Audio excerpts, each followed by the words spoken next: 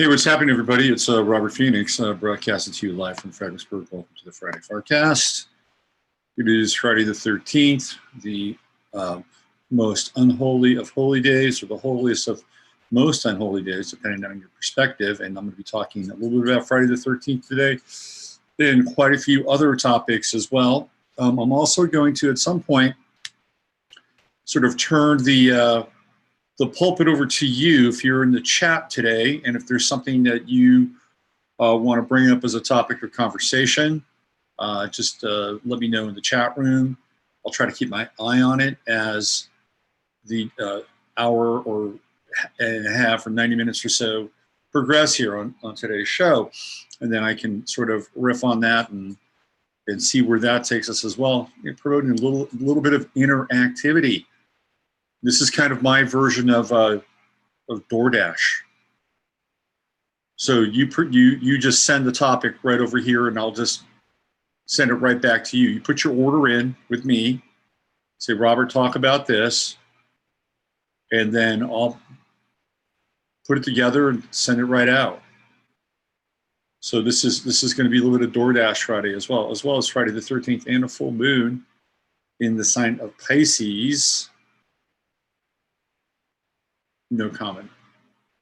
I'm going to do something here because it looks like I'm getting the latency, which I shouldn't be getting. So give me 1 second. I'm just going to pop out. You get to look at my lovely backdrop here while I take care of the latency issue. Just give me 1 second.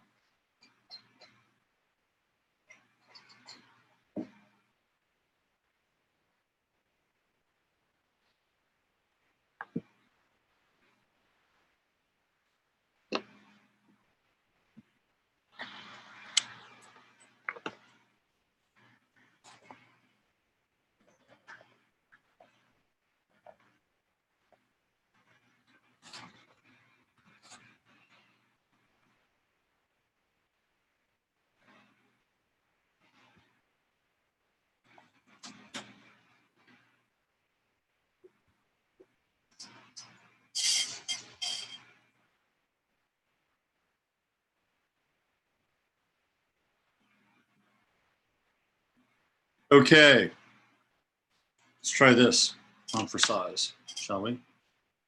See what happens here.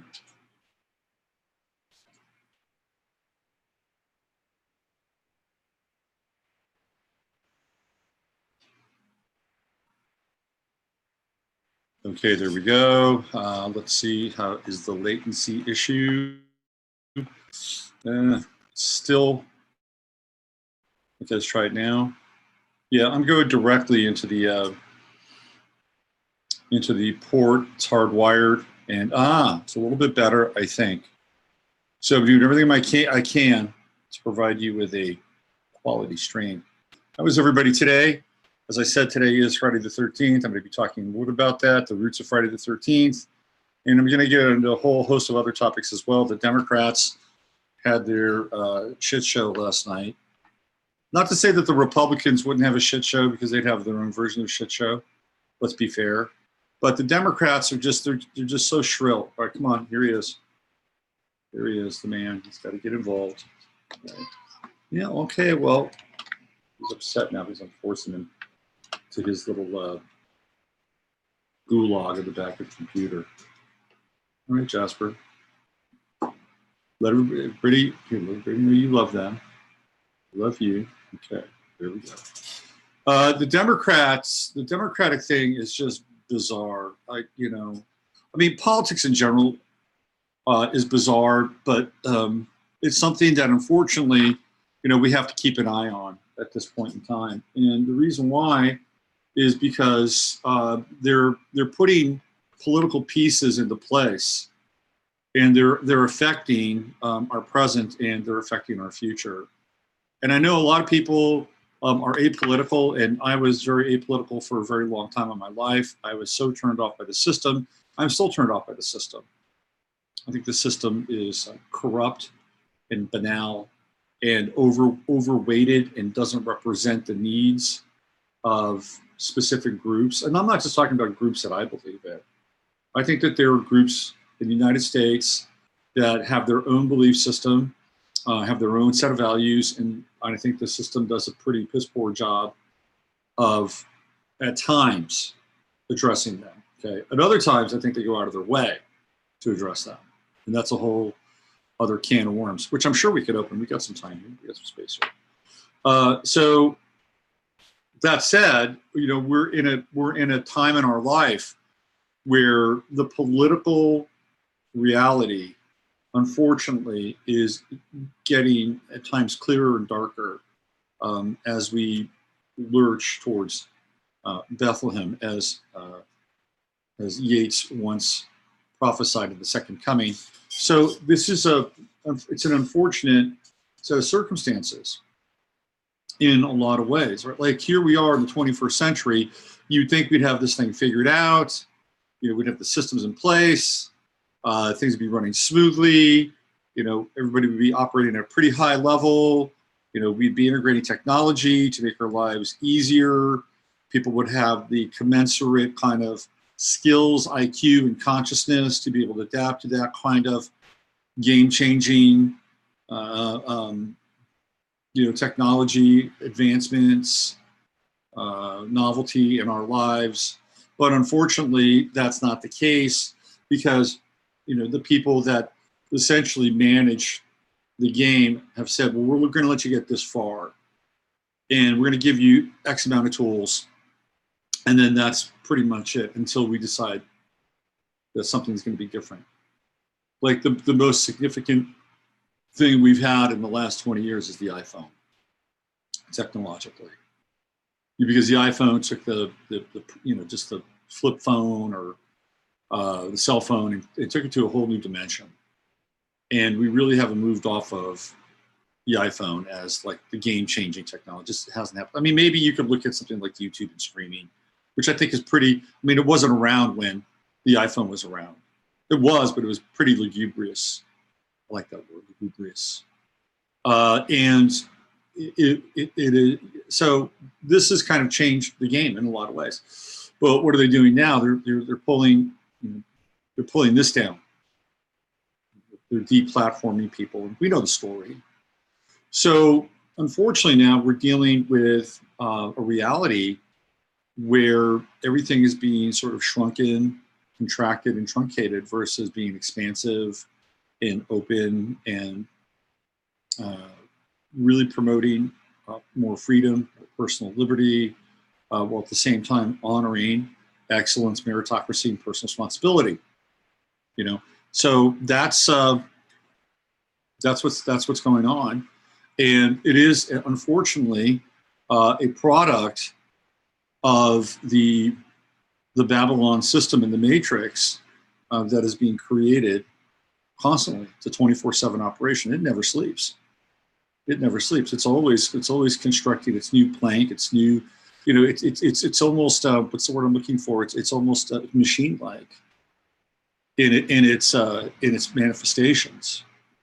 It's just constant, and we're seeing it right now with the Democrats and their shrill echo chamber, because they all agree on the same thing.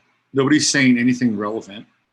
You know, maybe Andrew Yang throws out a few little tasty nuggets every now and then, but nobody's saying anything relevant. Then you have Beto saying, "Hell yeah, hell yeah, we're not just gonna buy them back, we're gonna take them." How is that innovative? There's no innovation there. And then you get people like Bernie Sanders going on and on and on about Medicare for all. Is that really innovative? It's not innovative. It's not bringing anything new or unique to the table. It's putting Band-Aids on mortar-sized wounds. Are you kidding me? It's just, there's nothing there. These people are bereft of any imagination. They all have their talking points. They all sit down ahead of time and, you know, basically have a meeting with Molech or Baal or whoever they're answering to, and they say, this is what you're going to talk about. And if you don't talk about it, guess what? You're not part of the debate. You're gone. Marianne Williamson was at least entertaining. Was it, I'm not a Marianne Williamson fan, but at least she was entertaining, and at least she was able to talk about sort of why the conditions of the gun violence exists. Nobody's addressing that. They don't address opioids. They don't address the opioid crisis. None of them talk about child trafficking. None of them talk about child abuse. They don't talk about any of that stuff. They just go for the low-hanging fruit and saying, you're going to get free shit, and we're going to take things away from the people that you don't like. We're going to punish them, and we're going to reward you, and that's their model. And it is ridiculous. And you get a room full of screaming people who are, again, sort of applauding and cheering in the echo chamber. There's nobody there bringing any new ideas to the table. Yang, maybe a little bit, but he's whoever gets, if any of these guys get elected, or gals, if any of these non-binary people get elected, I could see Andrew Yang being a part of their administration. That Andrew Yang would be like Secretary of the Treasury or something like that. They're like, okay, you got good ideas. Let's bring you in. I don't know shit about this, but you seem to know something about this, and it sounds like socialism to me. So come on in. Let's do a kind of a handshake deal. I could see that. But nobody's really talking about anything interesting, different, or new. It's all same old contrived and contorted crap. And if it was the Republicans, they'd be talking about the same shit. Although the Republicans might address the fact that there is a severe crisis on the border, the Republicans would be forced to answer questions about guns and gun control. And they're lucky that they're not actually out there having to do this. Now, if Trump continues to go down this path, he will get grilled. He'll say, well, I've had conversations with the Republicans and the Democrats. We're having some good talks about background checks. And he's actually doing that. And they're talking about this HARPA thing, which is like, the home version of DARPA. HARPA, they're basically going to do sort of a Chinese style credit score, credit system, and that you're going to be able to do certain things with it. And buying a gun will only be one of those things. If it's determined that you are a threat and you are unstable, you may not get your license renewed to operate a vehicle. Think about that for a moment. You may not get your license renewed to operate a vehicle. And then what happens? You're screwed. You're absolutely screwed. And there's even a possibility that as Real ID kicks in, which it is, and basically every single license in every single state is connected to a federal database, they might be able to kind of go back and grandfather anything. So it's like, okay, well, looks like so you've had some issues in the past. You're not going to be able to drive. Even though you haven't had a ticket, you haven't had an accident in 20 years, so you still won't be able to drive. And this is kind of where we're headed, because ultimately you're going to be deemed unsafe and dangerous, whether it's a handgun or whether it's a vehicle, and maybe even a job. We've deemed that your job is unsafe and dangerous. Like you have too much latitude and response. You have too much latitude. You have too much access to what people think. So unfortunately, we're gonna have to shut you down because you've got this history and this thing going on in your background. I'm telling you, people. You may say I'm paranoid. You may think I'm paranoid. I can read the writing on the wall. We're headed towards an Orwellian / Philip K. Dickian thought crime, pre-crime society. It's just where it's headed. It's already there in Oregon. They've got red flag laws. They're one of, I think, about 5 states in the United States that have enacted red flag laws. So if they think that you're a threat, they will come to your house. Somebody says this guy's a threat, they'll come to your house and they'll take your guns, I don't know, maybe they'll take his car keys, maybe they'll take all the flammable aerosols in his bathroom. I mean, where's this going to end? And who are the people that are enacting these laws? If you looked into their closet, if you looked into their lifestyle, their predilections. We talk about cognitive dissonance quite a bit. And cognitive dissonance is basically living with one perceived reality while another perceived reality is actually taking place.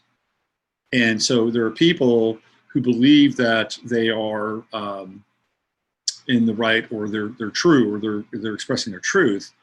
And meanwhile, really what they're doing is they're propping up ideas of tyranny and dictatorship. And that's one version of cognitive dissonance. Another version of cognitive dissonance is somebody who thinks that they're really together. They're effective, and they're on top of their game, and their shit doesn't stink. In reality, they're kind of a oozing puddle of psychological contempt for themselves. And as a result of that, that's cognitive dissonance. And that's what people deal with, right? So the cognitive dissonance thing is kind of a big deal. Let me give you an example of the cognitive dissonant reality that's emerging, especially as it comes to controlling people, while at the same time also taking away or limiting their opportunities to defend themselves. Recently, Gavin Newsom in the state of California this is just this last week, has essentially said that if you are on a campus in a California school and you act out, or you are seen to commit some act of violence, or something that is punishable by suspension, you're not going to get suspended anymore. No detention, no suspension. Oh. Does that sound familiar? Yeah, sure does. Because that's what's happening in Seattle, in San Francisco, in Los Angeles, Sacramento, Portland.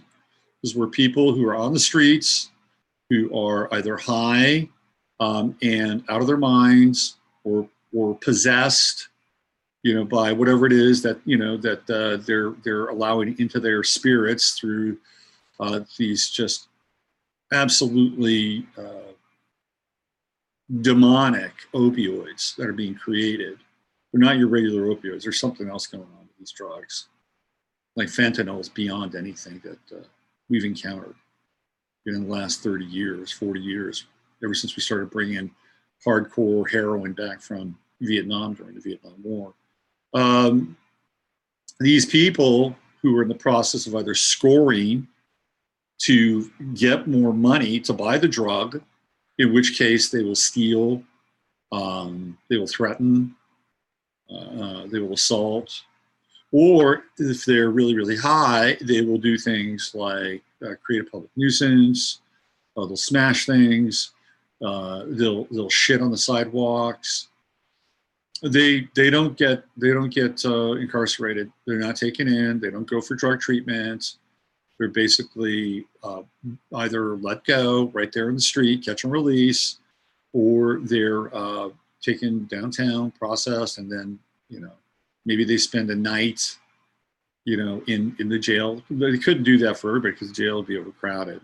They'd have to build more jails. But that's okay. The cities are becoming jails in and of themselves. And sometimes our own homes are becoming our padded prison cells, which are all based on our predilection for comfort and convenience. That's another story. Anyway, so what's the message there? The message there is that I can do whatever I want.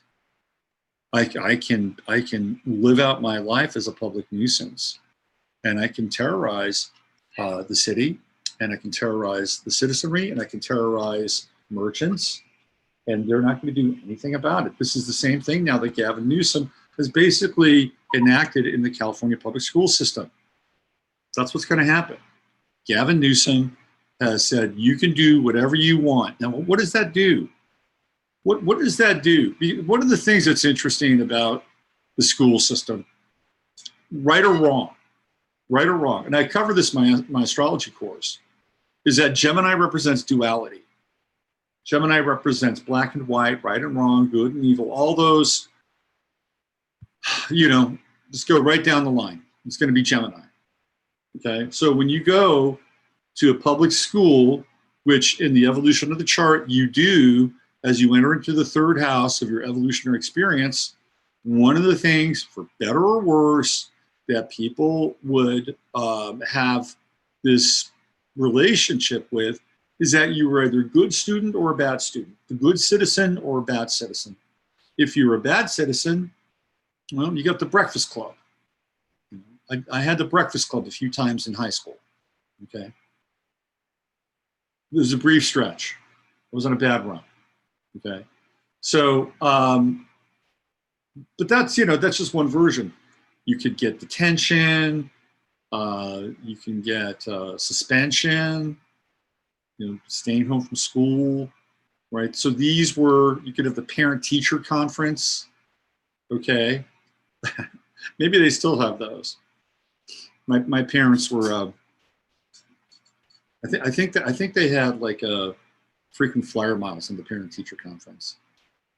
I'm not really proud of it, to be honest with you, but it spoke to my restlessness in school. Oh, Mr. and Mrs. Morris, Robert has so much potential. He has so much potential, but he acts out. He's disruptive in the classroom. And he doesn't listen. I don't know what to do with him. He's not dumb. He's very, very bright. He has so much potential. Anyway, hitting my potential now. See me now, second grade teacher. No, this is not my potential. This is just an option that I've activated in my life, and I'd like to activate more of it, to be honest with you, and move beyond whatever it is I've created, because that's kind of the nature of things. If we don't move on, if we don't evolve, then we stagnate, and then we become essentially the salmon at the end of his journey, right? That's what happens. Anyway, Gavin Newsom has decided to allow students to act out in ways far worse than I ever acted out, by the way. And he is not going to do a damn thing. The schools can't do a damn thing. And so they're going to mirror the police force, who now is being told not to do anything. I couldn't think of anything more demoralizing than being a cop in a situation where you can't do anything. Well, this is what I spent all that time. I went to the academy and I got my butt kicked. No, that doesn't count anymore. You're basically here to theoretically stop and arrest people who are doing the job that you can't do. That's what it's going to boil down to. Oh, hold on, you can't do that. We're supposed to be doing that. Really? Well, why aren't you doing that? Well, we told we can't do that. But that doesn't mean that you can do that. If you do that, well, you're going to run afoul of the law. That's going to be the new definition of law enforcement. It won't be the people that are breaking the laws. It'll be the people that want the laws enforced and may even do so themselves. That'll be the new version of law enforcement. And Gavin Newsom is doing everything in his power to prep the young people of California for that eventuality, so that once they get out of school, they'll have essentially on their hands a growing, and not to say that the school system should be the how do I say, the pantheon or morality. It's just one of those things that happened when we were young. You went into that box, and you had to behave in the box. And if you didn't behave in the box, you got a dunce cap in the corner, you got a ruler on the knuckles. In some states, you get spanked. Never happened to where I was, but that's what happened, right?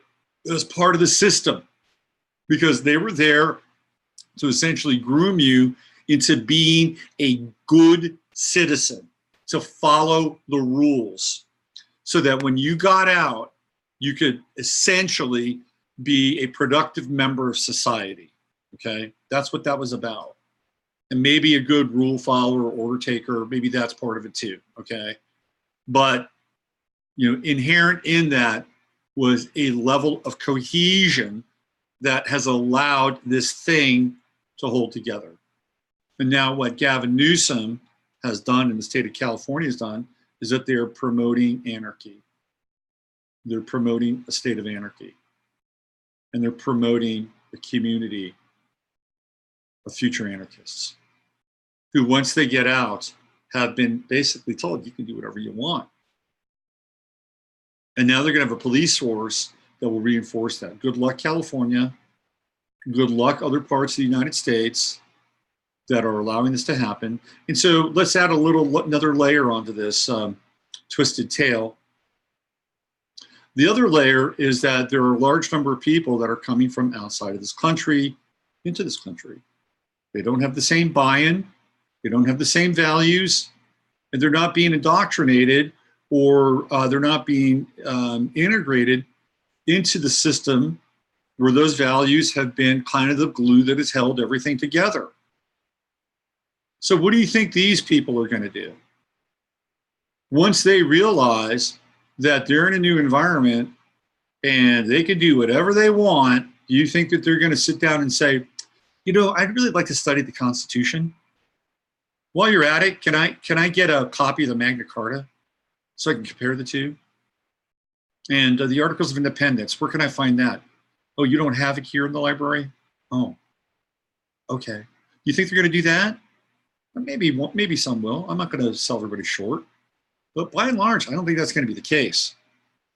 Because when you're new to a country or you're new to a situation, what you want to do is you want to figure out how to survive. You want to figure out how to get by and get through. And if the system is essentially allowing you pass after pass after pass, it's going to produce people who are going to step outside of the same kinds of rules and social etiquette that most of us have been raised upon. Now, not everybody will agree upon those rules and social etiquette. I don't agree with some of them, you know, but I agree with enough so that I can treat my fellow humans decently, respectably. Every now and then, we all have our moments. You know, every now and then we all overheat, part of life. By and large, you know, I'm here to do no harm to anybody. That's my thing. Now, will I say something? Will I stand up? Will I speak my mind? Absolutely. If somebody gets offended by that, that's on them. But I'm just doing my best to, you know, keep it between the lines for the most part. What I'm talking about now is a group of people who will do anything to survive. Now, some of them may say, well, you know, let me integrate into society because that's the best way to get by. Well, this is what happened when we had the waves of people coming through Ellis Island. They saw it. They said, oh, well, here's how you get by in America. You get a job.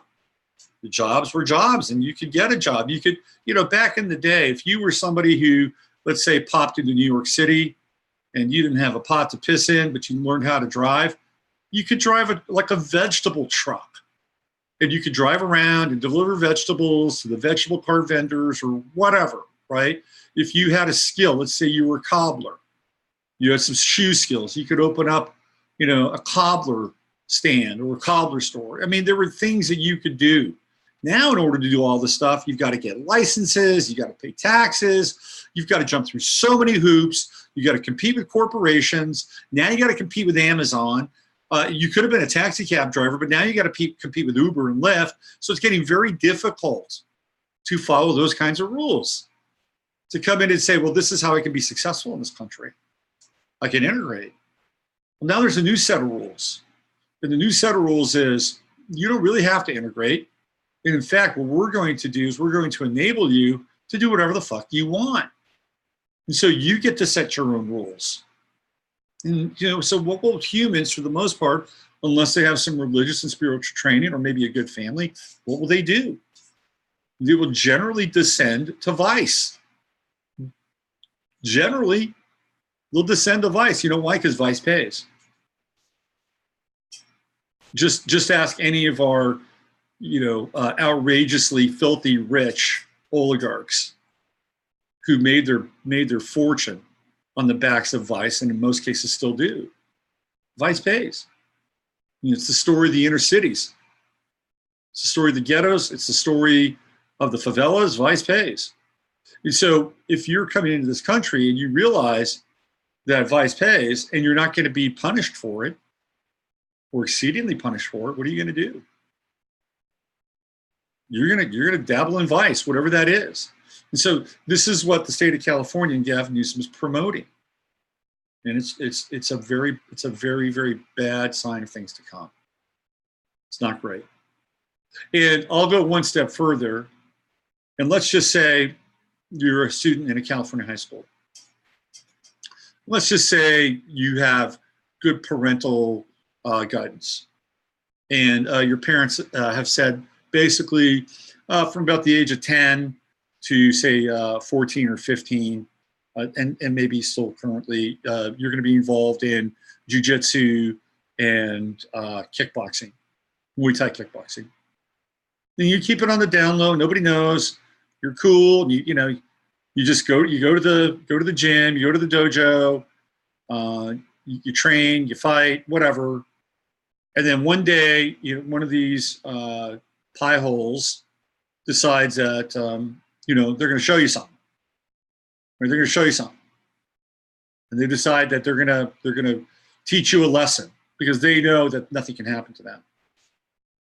And then the person turns their back and turns their back and turns their back, and then keep coming, and all of a sudden a blow is struck, and then the next thing you know, that person will turn on them and will probably knock them out or get them into a submission where they're asphyxiating them and to the point of blacking out. What do you think is going to happen to that person? Do you think those same rules are going to apply to that person? No, they won't apply to that person. They'll make an example of that person. They'll find some stinking little loophole in their little system, and they'll actually wind up suspending that person. Right? Because what they'll say is that they should have allowed the other person to abuse them, because that would have been the least violent outcome. Trust me. And that they would have been in the wrong or will be in the wrong for defending themselves. That's going to happen. You mark my words. This is all based on what California is doing. Other states will follow. We know that this is the way of the social justice, social democratic evolution of the overthrow of the United States. It's plain and simple. That's what's happening. If you don't see it, you're fast asleep. You better wake up. And I'm not coming from this as some kind of rah-rah, MAGA forever Trump person. I'm looking at this as somebody who's lucid and has been studying trends and patterns throughout history. And it is happening. It's happening right now. If you can't see it, this is your chance to open your eyes. It's not paranoid. It's not paranoid at all. This is the truth. It's the absolute truth. And if it's not, then you can just chime into the chat room and I'll answer your questions. All right, let me see what's going on in the chat room. Future teachers will have to be cops. Future teachers will be robots. They won't even be cops. They won't be cops. Future teachers will not be cops. They won't allow cops inside schools. They'll be robots. That's going to be the future of teaching. You'll have robots teaching our kids. Vice pays common knowledge of illegal immigrants for easy access to money bypass. Yes, absolutely. You're right there, Paulette. Public schools are FUBAR, have been getting worse and worse, but it's nothing new. Just ask American Indian boarding school, multi-generation. Yeah, that's the other thing, right? If you have your kids in a public school, you kind of deserve what you get. But having them homeschool is going to become more and more difficult. There's this commercial now where they're basically offering public school education online in your home, right? So you can get a public school education and you can be homeschooled, but you're getting the programming. You have to take their test and it has to be their curriculum. And I believe, if I'm not mistaken, it could be wrong, but the state of Oregon is going to be doing like in-home visits. So if you're a homeschooler, you'll get visits from CPS in Oregon. It's going to happen. So you'll basically be judged and adjudicated by your home, your lifestyle. And again, let's get back to the social credit thing. If you are deemed to be a threat on some level, and let's just say religion winds up being a threat. And again, I'm not somebody who goes to church. I don't go to church. In fact, I kind of detest church, to be honest with you. I'm not opposed to people gathering and worshiping God. That's a whole different thing. I'm not a big church guy. I've seen churches become very judgmental of people. There's tons of gossip. And I think for the most part, pastors, are just weird. They're just weird. Remember the last church service I went to? There was this guy, he was the pastor, and he said, a lot of people here pray for me. And I want to thank you. Do you know how good it feels to have a congregation pray for you? It's just special. Really? Do you need to share that with us? You need to share that with us? It was like, it's like, dude, yeah, you're special. You get a lot of people praying for you. It's like the real response would have been, a lot of people pray for me. And while I'm here to, help guide you and clarify things and have dialogues with you and interpret things, I'm a human just like you, and everybody in this church needs praying for. So I am beseeching you to look around this church and to look into somebody's eyes before you leave today and say, can I pray for you, brother? Or can I pray for you, sister? I mean, that's where that guy needed to take that. You think he took it? No. He just sponged it up. I have issues with church.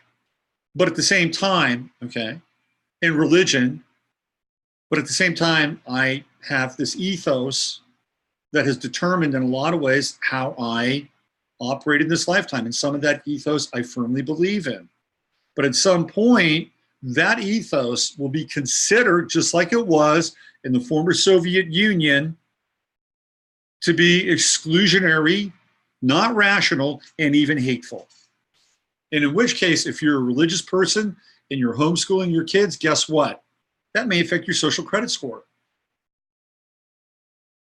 And you may not be able to homeschool your kid, or your kid's got to go to school now. You see the can of worms that we're opening here?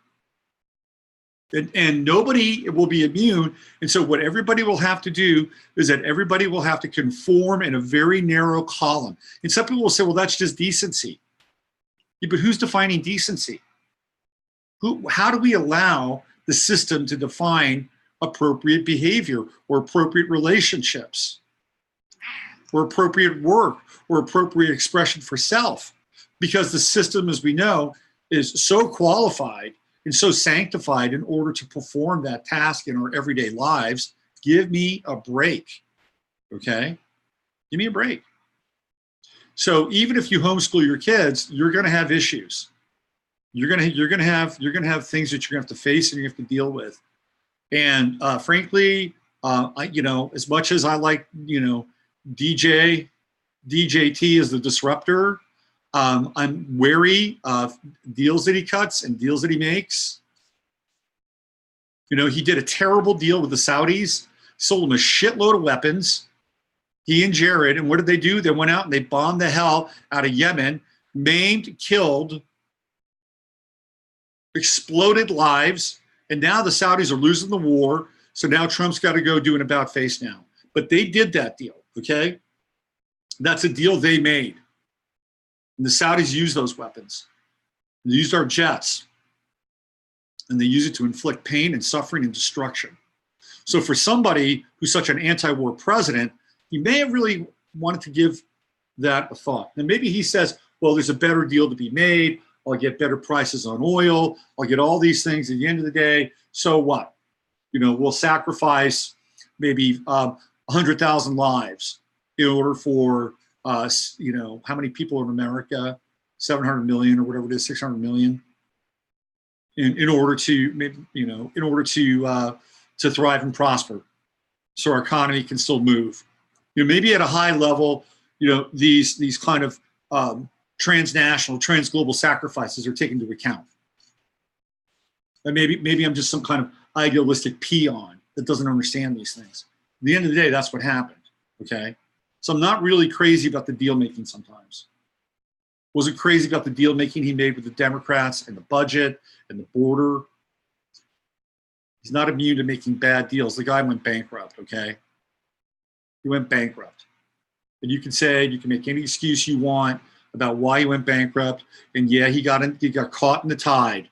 of a lot of shady shit in Atlantic City, and he got in over his head. He went bankrupt. He made bad deals. It happens. You have to learn from your bad deals, and I hope you learn from the bad deal with the Saudis. He never makes another deal like that again. The fact of the matter is that we're at a crossroads in this country for our personal liberties and our personal freedoms. And I'm not talking just about the Second Amendment. I'm talking about this. I'm talking about this. I'm talking about this. And in my estimation, the ability to speak and think freely, the ability to arm ourselves, again, I'm a Second Amendment supporter. I don't own a firearm, but I support the Second Amendment wholeheartedly. These things are sacrosanct. These things are sacred and endemic to this thing that got kicked off in 1776 or even before 1776, right? So again, there's issues, there's problems. There's no perfect place on earth. And there could be better places than this now on some level. And I'm willing to even acknowledge that.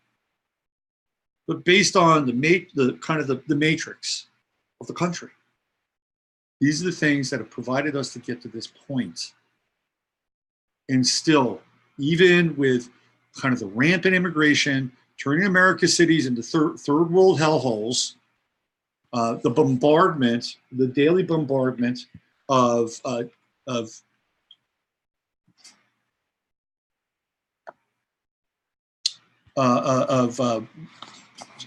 daily bombardment of cats, making our lives more difficult. The daily bombardment of geoengineering, particles from the sky and GMOs and the crap in our water and all this stuff, right? It's still got the bones of greatness. So is the bones of greatness. But what they want to do now is they want to disassemble the meritocracy. They want to disassemble people from achieving and being sort of the best of who they can be. Doesn't matter what color you are.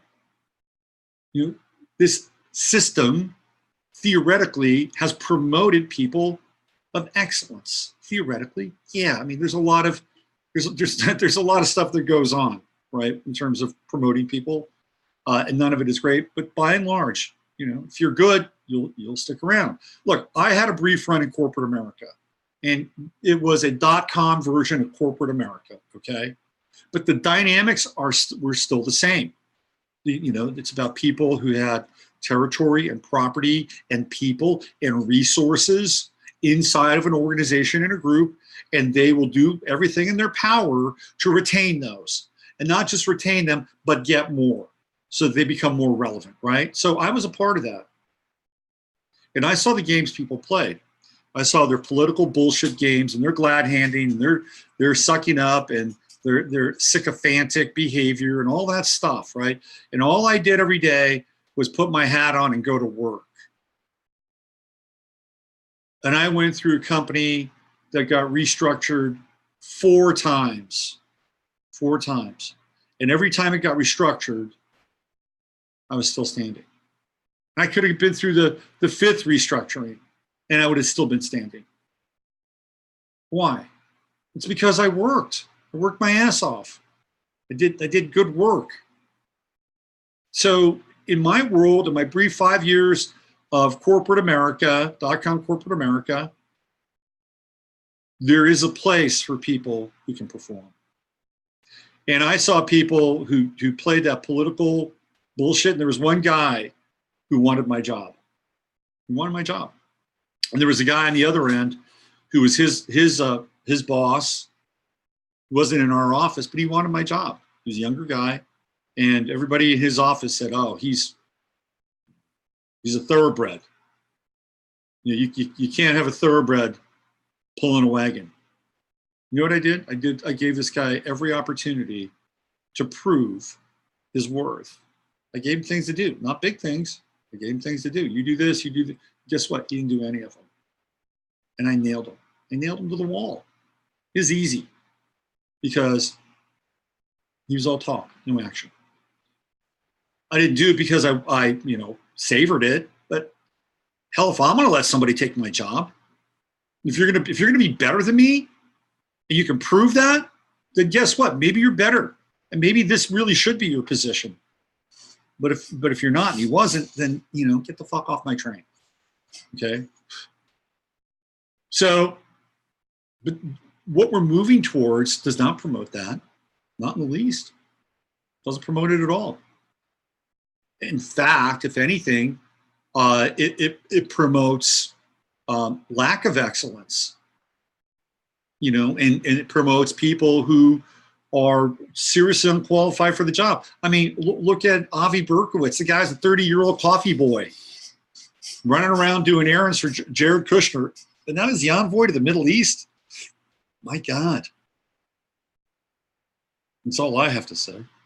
Look at the people running for president of the United States on the Democratic side.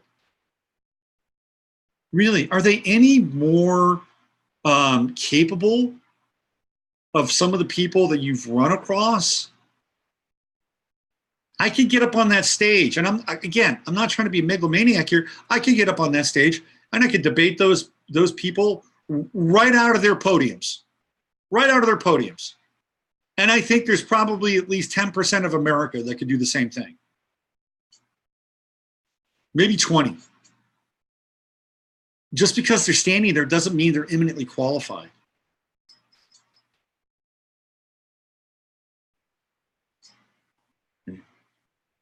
This is where we are. What do we got in the chat room? I can vote from overseas. Amazing. I bet I can vote even twice if I want. Atlantis is in Africa, by the way. You know where Atlantis is? Right there. That's where Atlantis is. Right there. I know what you're saying. There's some interesting stuff around Atlantis in Africa, South Africa specifically.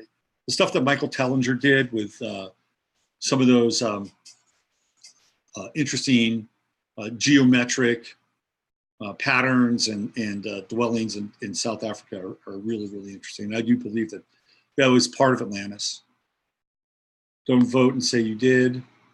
2A is on its deathbed. What else do we have here? You ran for office, you have my vote. Let's see what else we have here. Big business these days. Sad Stockholm Syndrome. Let's see, the Well-Brighty movement for some redemption information for such behavior. State-sanctioned child abuse, no matter where you go. What else do we have here? I was offered, Judy says, I was offered a wellness visit here in Missouri after I moved, which I declined, and she was shocked. Good for you, Judy. Very good for you. What else do we have?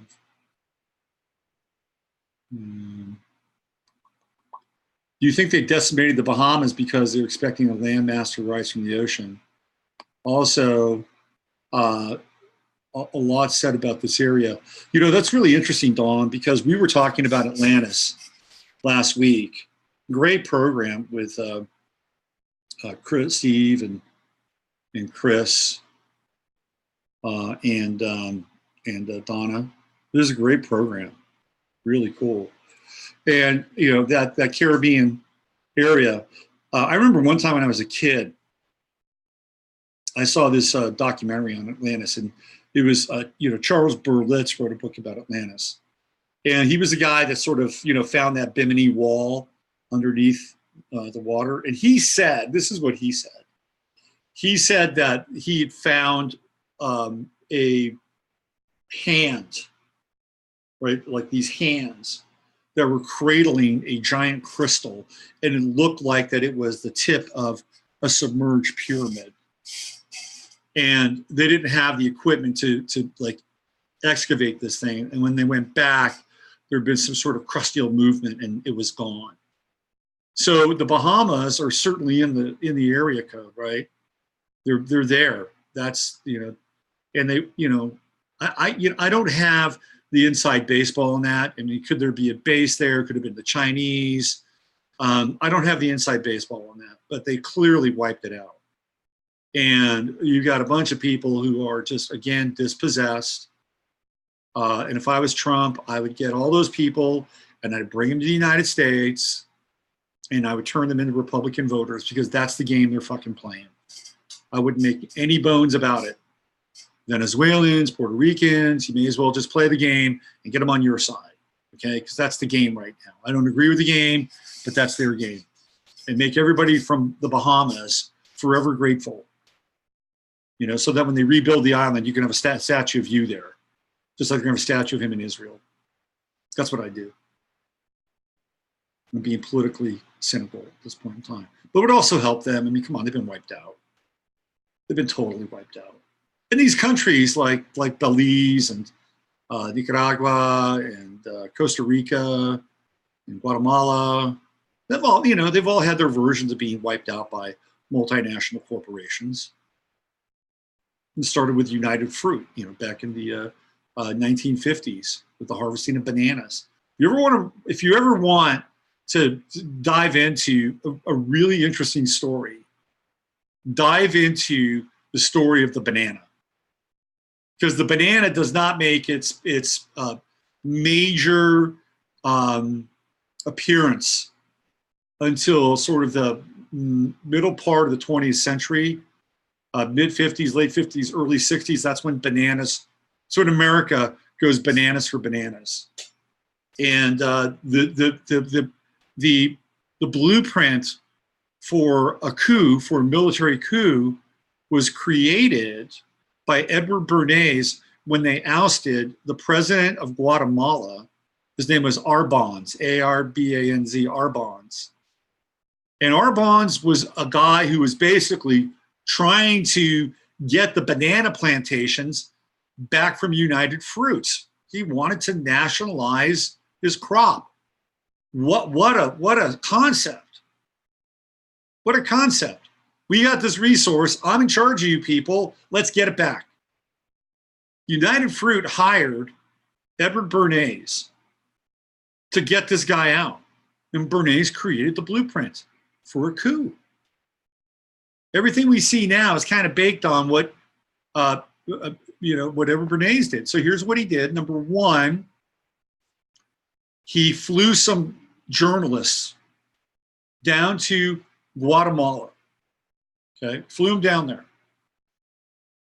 He had people on the streets of Guatemala, and what they had done is they'd spray painted graffiti.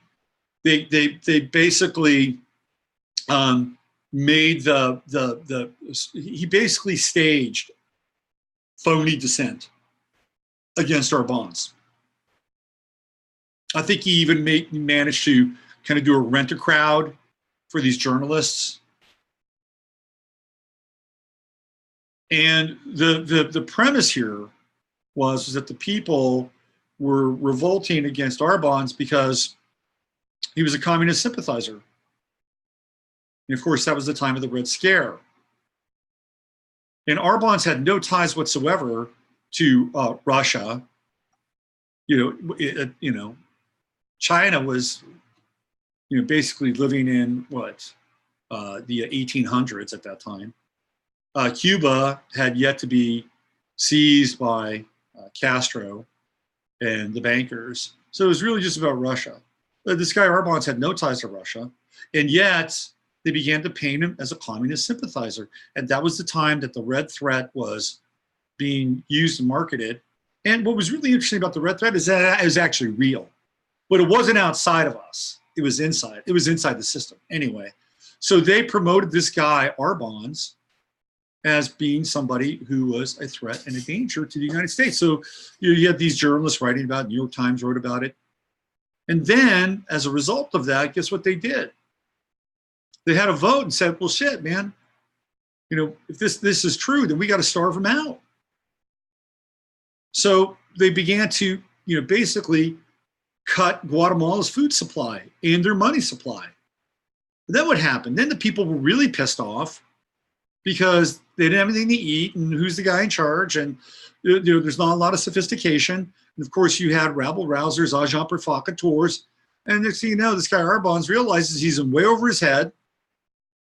He's got no support, both internally or externally. And if he's smart, he's going to get out of the country with his life. And that's exactly what he did.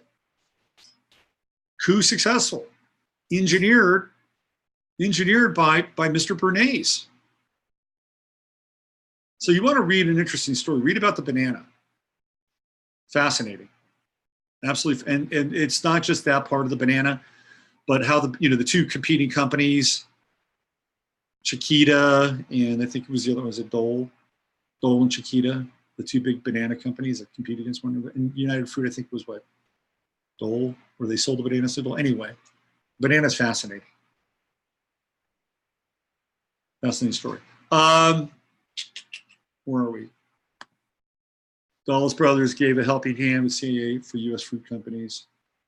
Banana Sam Zemeckis, The Fish That Ate the Whale, is a great book that details the story. It's an interesting. Let's see what else we have here.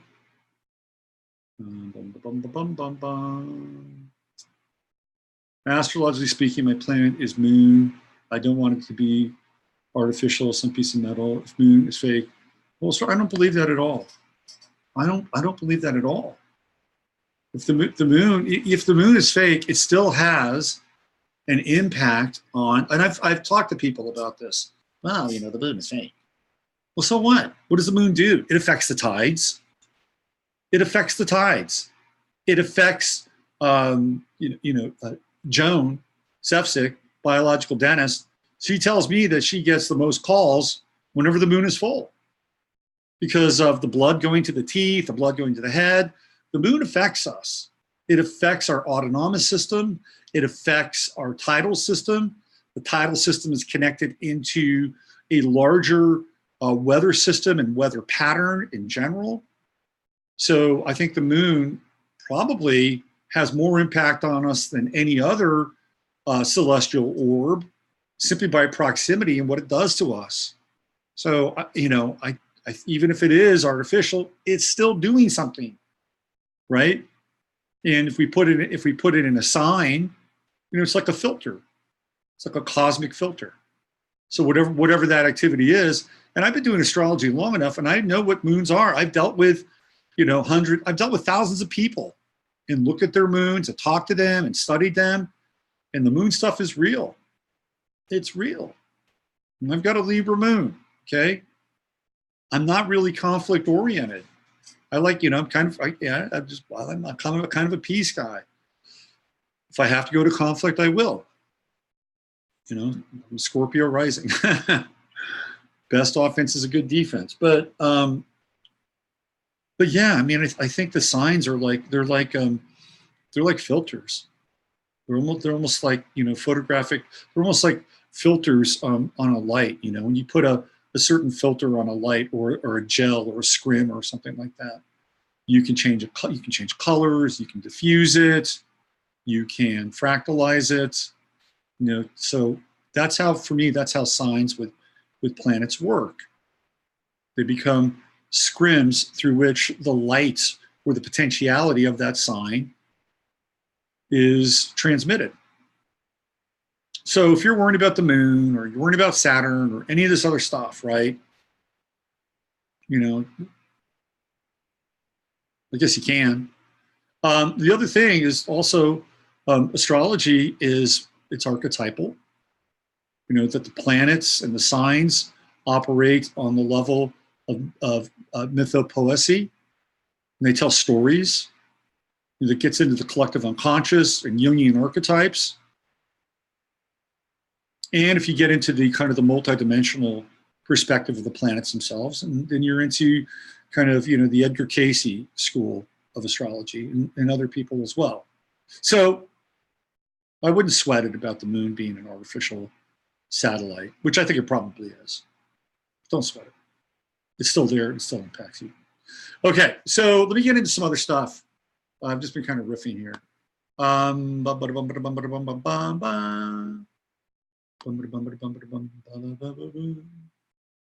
Bonanza. Yeah, I was watching the football game last night. A terrible football game, to be honest with you.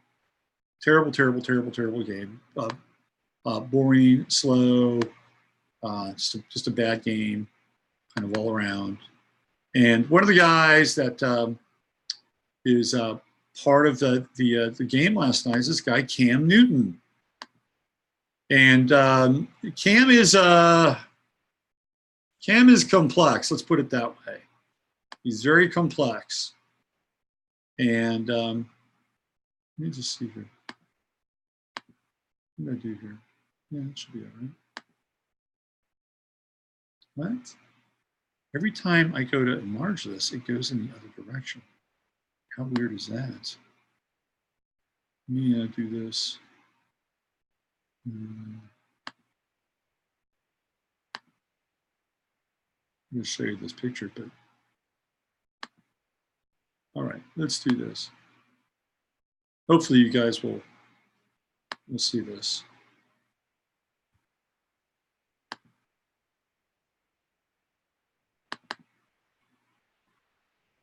So I was watching the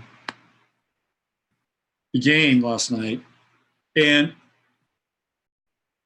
so this is Cam Newton, who's the quarterback of the Carolina Panthers, and his team had just lost. Cam has a, how shall we say, a taste for fashion. And I looked at this, and I'm like, what the hell am I looking at? I mean, this is kind of like Hattie McDaniel from Gone with the Wind meets Andre 3000. It's just really bizarre. He's like wearing a headscarf. And it's like his post-game fashion moments are in some ways more important than the game itself, or at least that's what it's felt like with him. He hasn't won a game in 8 games straight. Going back to last year, the Carolina Panthers have lost. Oh, by the way, that does coincide with them actually signing Eric Reed, the malcontent kneeler from the San Francisco 49ers. The 49ers cut him. He was a free agent for a while, couldn't get a job. And then the guy who bought the Carolina Panthers, see, this franchise now is cursed. I'm telling you right now, the franchise is cursed. Jerry Richardson owned the franchise. He was a longtime member of the NFL. I think he might have even been in the NFL Hall of Fame. He was a wide receiver. He played with the Baltimore Colts. He played with Johnny Unitas. He's part of the kind of the real gridiron, nuts and bolts, girder and beam story of the NFL. Goes on to become an NFL owner. How many former players become NFL owners? Jerry Richardson. He's about the only one that I can think of. So Jerry Richardson in his 70s, late 70s, it's probably around 78, 79, getting ready to push 80. He gets hit with a Me Too thing. And instead of going through the trials and tribulations of having to have his life peeled back and then being tried in the court of public opinion, he basically told the NFL, fuck you, I'm selling the team, I'm done. Good for him. I'm not some Jerry Richardson guy, but you know what? Good for him. He's like, my name, I've made a lot of money, I'm going to make a lot of money off this team, and I'm 78 years old. I fought a lot of battles in my life, and yeah, maybe he's guilty. You know, maybe he made a pass at somebody. Maybe he squeezed some gal's boob or, you know, somebody's butt, or who knows. Maybe he did worse. I don't know. Nobody knows at this point. It's just a rumor. It was enough to get him to say, see you later, sayonara, goodbye. But we've seen with Me Too that it's very, very selective. There are some people who have been targeted with Me Too unfairly, and they've had their careers ruined. Absolutely ruined. Let me see if I can give you an example. Let's say Marshall Falk. There was a gal who was doing makeup for NFL.com, and I think Marshall made some passes at her. He made some passes at her. She came out, she talked about it, he's done. He's done. He'll never work again. Not in the NFL. He's done. Right? Did his being fired from the NFL, did what he did do, supposedly, did that merit him being fired in the NFL? I don't think so. He'll never work again, though. There's no trial. There's no trial at all. And there's others. Me Too is, you look at Asia Argento and her Me Too bullshit. Meanwhile, she's, basically farming and grooming this young kid that she was in this movie with to ultimately be her lover. I mean, come on now. Anyway, Jerry Richardson, and I'm not here to support people that abuse women. That's not what this is about. If you abuse a woman or you abuse another person, let's take it out of the context of women. If you're a people abuser, then you've got to, you should probably have some scrutiny in your own life at the very least. So Cam Newton, let's get back to Carolina Panthers. So Richardson sells the team. And this guy who's a minority owner of the Pittsburgh Steelers, big hedge fund guy, big hedge fund. We know the beauty of hedge funds and just how elegantly and with so much integrity how hedge funds can amass a fortune. Anyway, this guy buys the Carolina Panthers, and he's a social justice guy. He goes right out and he signs Eric Reid. The team has lost 8 straight games since they've signed Eric Reid. And now we have Cam Newton basically undergoing a sex change before our very eyes. And look at that. Look at that. It's just bizarre. He can wear whatever he wants. Usually quarterbacks have to earn the respect of their teammates. And if his teammates are little fashionistas like him, boy, they're rolling out the red carpet. He's doing the red carpet before he goes to practice every day. If they're not, then how he played last night in the field and this getup is not going to earn him a lot of respect points. But who knows? It's a different generation. Maybe I'm applying my own kinds of values here. But I've been thinking about this whole idea of fashion, and Emily and I talked about it, and how I think fashion is like the new drug. It's a new drug. And I think it could be also borderline mental illness. Like where does narcissism end and the love for fashion begin? And we know that narcissism is part of the DSM. I do. And here we have fashion, which is the celebration of the self in a lot of ways. It's the ultimate celebration of the self. And Cam Newton is definitely dipping into some fashion here.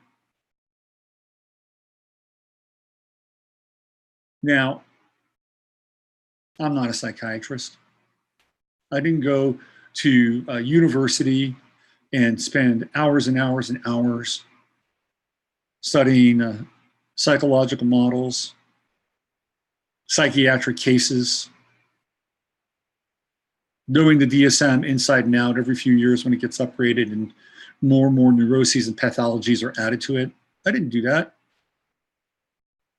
But sometimes I got a pretty good eye, and what I'm looking at here is this is a guy that is about to become unglued. This is not a stable individual. He's not stable. There's something going on in this dude's life where the molecular structure of his identity is beginning to disassemble. Part of it has to do with the fact that he's hurt. Part of it has to do with the fact that he can't throw the ball the same way. He's got a bad shoulder. And when you're an athlete and you can't do the things that you used to do, it's a big deal. It's a really big deal. And you either adapt or you die. And Cam has not found a way to adapt. And so what we're seeing here is we're seeing fashion as kind of a marker in a lot of ways, I think, of his stability. I don't think this is a stable individual. That's my take. And if I were the Carolina Panthers, I'd probably start to look for a new quarterback. because he certainly didn't do it on the field last night. They've lost 8 games in a row, and it feels to me like he's coming apart. I think this is somebody who needs help. Now, I would not be surprised if they're sitting around today and Eric Reid is Colin Kaepernick's best friend. He's his best friend. I would not be surprised if they're sitting around talking with Eric Reid today saying, Eric, what do you think about us signing Cap? And Eric Reid will get up on the board table, or he'll get up on his chair in his locker room, and he'll get all Jeffersonian about this and talk about signing Cap would be a good thing. They could. His game is very similar to Cam Newton's. They're not that far apart. It would certainly raise a lot of controversy. And by the way, Cap and Cam, they don't like each other. I know it's a little bit of football stuff. It's also astrology. Cam Newton's a Taurus. Colin Kaepernick's a Scorpio. Do the math there. And when Colin Kaepernick was drafted, before he was drafted, he was a guy with a big chip on his shoulder. Still has. But he used football to kind of, chip away at the chip. And when he got hurt, defenses figured him out. He didn't put the time in to study. So he sort of sulked and moped, and, he sat down. He was not happy that he wasn't starting. And so they saw him sitting down by the water cooler during the national anthem because he was pissed. He was a little crybaby bitch. Sorry, he was. So, he's not standing during the national anthem. Became a big brouhaha. So this guy who used to be a long snapper is the guy that does the punts. What was his name? Nate Boyer, I think. Went to UT. He was a guy, went to UT late in life. I think he started going there like 27. And he was a special forces guy, but he was so, one of these gung-ho, everything's positive, pretty well-conditioned dude that he got a scholarship or a walk-on or something to be the long snapper at UT. He was a big story because he was like, he's the guy who'd been to Iraq and was playing college football. I'll be up just, hiking the ball to the punter. So Nate Boyer became a bit of a cause celeb. He got a little bit of a cup of coffee with the Seahawks, and he consulted with Kaepernick. He said, well, maybe you should kneel out of deference and respect. That's how the whole kneeling thing started. It wasn't because he was, taking a page out of Malcolm X's playbook. He did it because, a former special forces dude said, maybe it'd be better for you and the rest of the country, out of respect. That's where it started.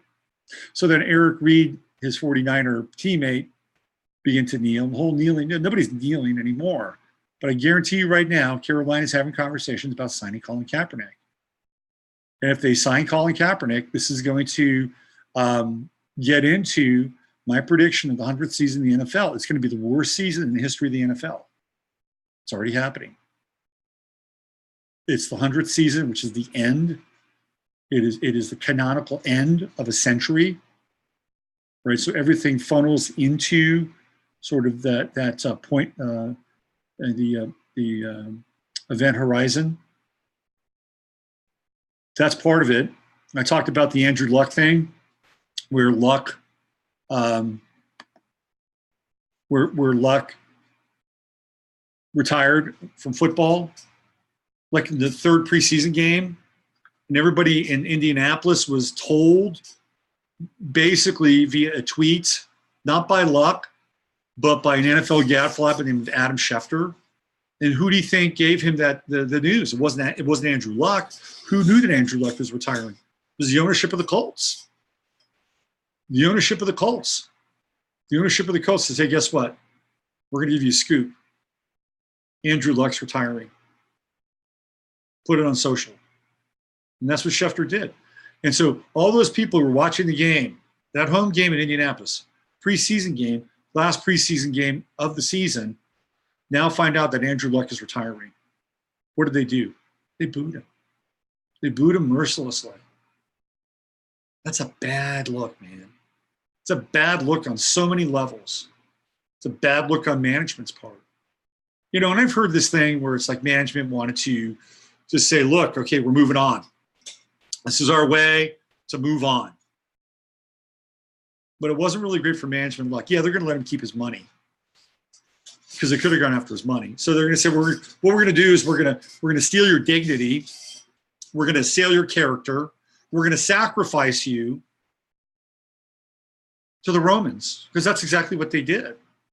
Andrew Luck was a gladiator. That's what football is, right? Football is a modern gladiatorial sport.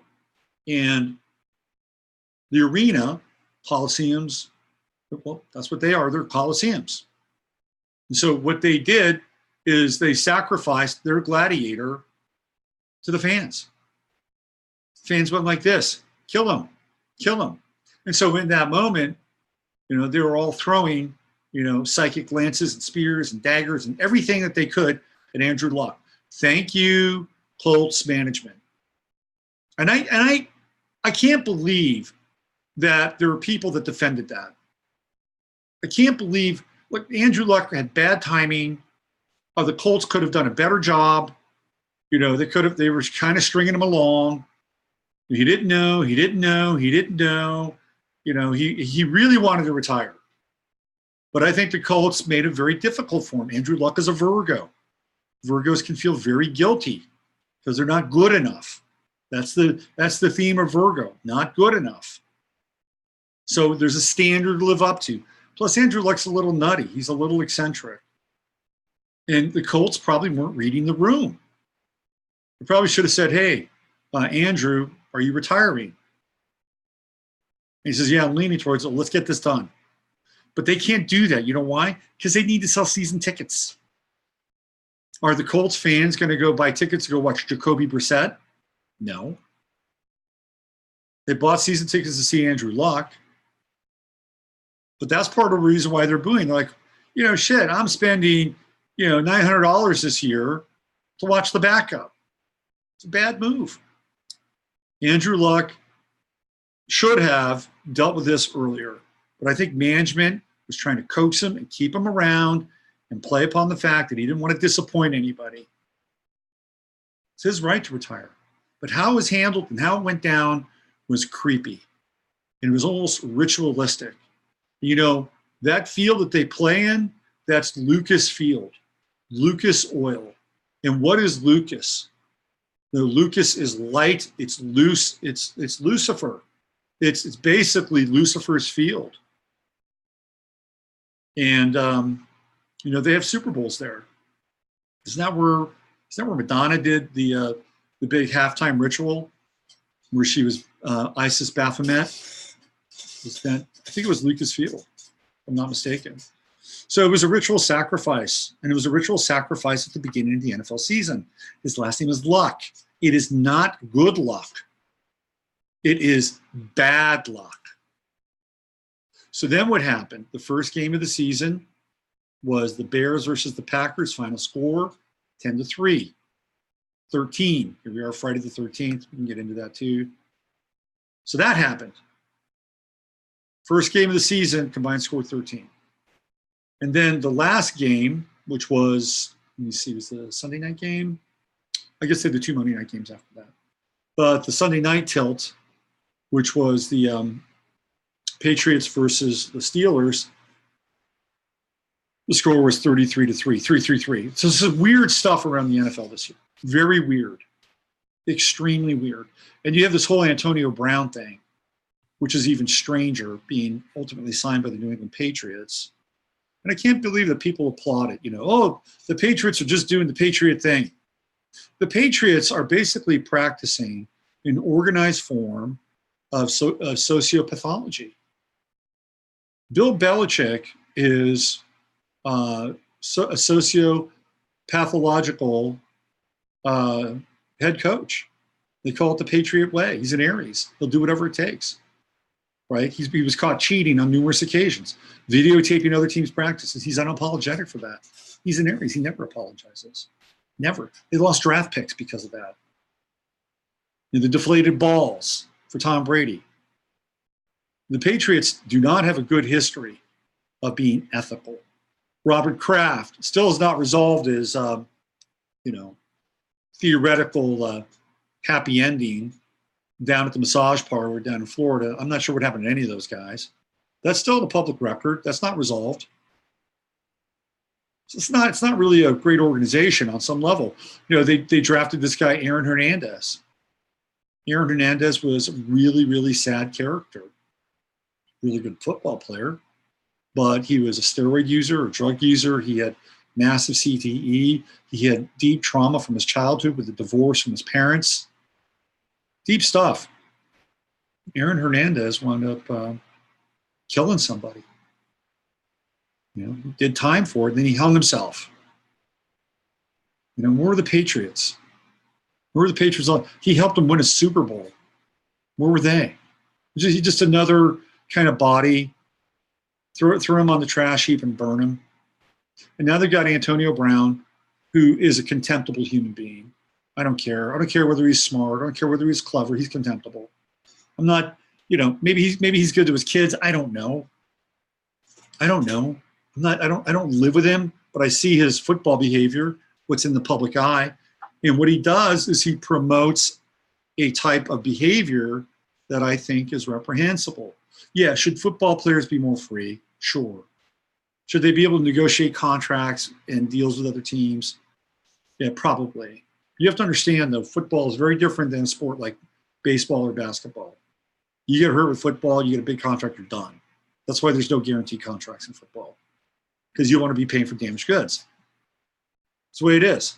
You get big, fat upfront money, and guess what? If you're good and you take care of your body and the good Lord, you know, helps you out and you get through your football career, you made a shitload of money, and you're probably doing a hell of a lot better than a lot of other people from where you grew up, who are probably either incarcerated, doing drugs on the streets, 6 feet under, or maybe at the very least, they're you know, delivering for UPS. Okay, just keep that in mind. That's, you know, but that's not where the yardstick is. And the thing that I hate about the NFL in a lot of ways is all these guys, these commentators, the one thing they agree upon is the money. The money. Got to get your money. Got to get your money. Money. I get it. The owners get money. Networks get money. Players sacrifice their bodies. Theoretically deserve money. Part of the system. But there's no ethos that's attached to that whatsoever. So they're just as pathological, just as sociopathic in a lot of ways. Not every one of them, as Bill Belichick, New England Patriots, and the league itself. And I still watch football. You know why? Because it's the one thing where I actually get to like check out for a while and watch things happen. And sometimes the things that happen are amazing. And sometimes the things that happen are troubling. That's kind of like life. I want to show you another fashion thing here. Oh my God. I've been getting this fashion stuff on Yahoo. Blowing my mind. YouTube, rather. So I can throw this up here. Let's see.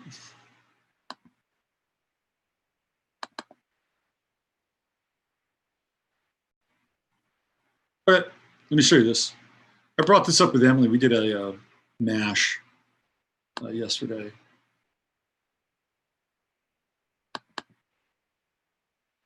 So this is what they're throwing up on YouTube. Like when I go in and check in on my page, this is what they're suggesting this for me and for everybody. Right? This is what they got, a new fashion channel. Oh boy. So we have, welcome to your front row seat to fashion. The Dolan twins at the Louis Vuitton men's spring summer collection. Whoever these guys are, Gemini. We got twins, Gemini, little Gemini magic there. And they got the Lawrence Welk bubbles going on, the Dolan twins. Whatever happened to the Cocteau twins? I'd rather listen to the Cocteau twins than the Dolan twins. Then we have Naomi Campbell. This is her airport routine. Come fly with me. Look at that face. It's probably a good thing that she has sunglasses on because she's starting to look like a plastic surgery monstrosity at this point. Then we have, I got invited to the Met Gala, James Charles. So now we're kind of moving into that slippery, slopery, identity, transgendery window. And then right next to it is Gigi Gorgeous Drag Transformation. Violet Chachki. It's the Violet Chachki channel. So you can be glamorous. You were a schlub as a male. You failed as a male, but guess what? There's a career in fashion and glamour just waiting for you.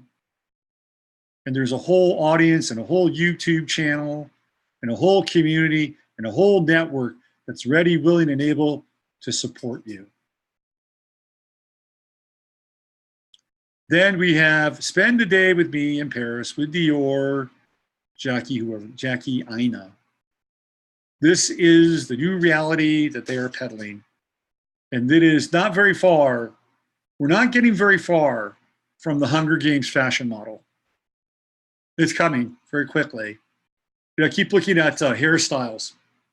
And hairstyles, fashion, again, I may sound like the get off the lawn guy. Maybe I am. But I'm looking at it from a cultural perspective, and that essentially the plan now is to create an alien species amongst us, which I've talked about before, so that the human is so unrecognizable that any kind of touchstones to things that were related to the 20th century or early 21st century, they want those eradicated. They want people to have hairstyles. You go back to Cam Newton's hairstyle. They want, wear your hair however the fuck you want, right? But let's be clear. There's a carrot and there's a stick.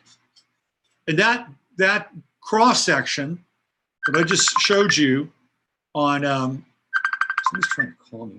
What's up with the FaceTime show? You don't FaceTime me during my show.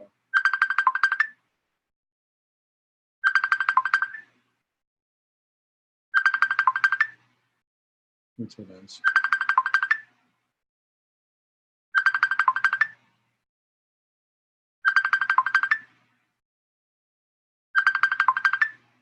Just keep FaceTiming. FaceTiming. Give me 1 second. I gotta go in.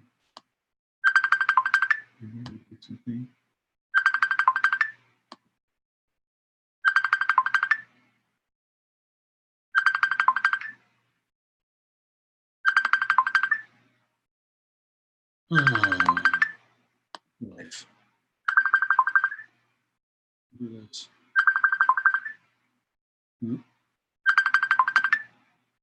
I actually have to go into FaceTime and stop the intrusion. Give me a second. Finally ended. That's weird. Anyway, the bandwidth, the fashion bandwidth. They want to create, it's the carrot and the stick. Right? Here's the carrot. Carrot is you do this and you'll be popular. You'll be popular. And so they can just create, the freakiest carrot that they want to create.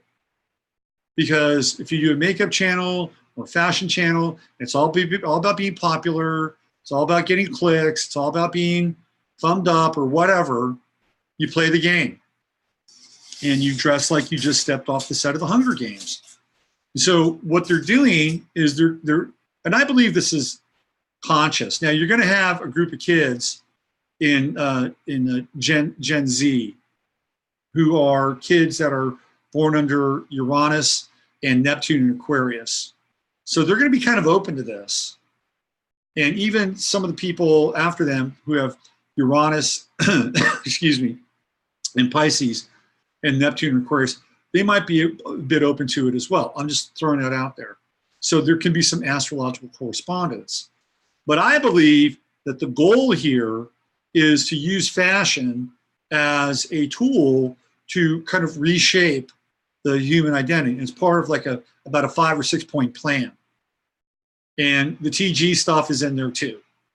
So that ultimately we don't know who's a man or who's a woman, theoretically, we look at something that's, that we would view as fashion, and we say that looks fucking ridiculous.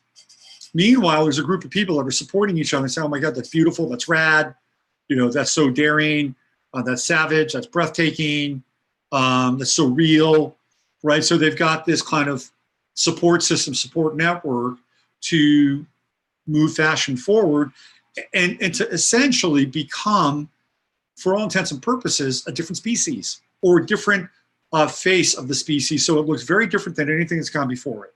And I believe it's intentional.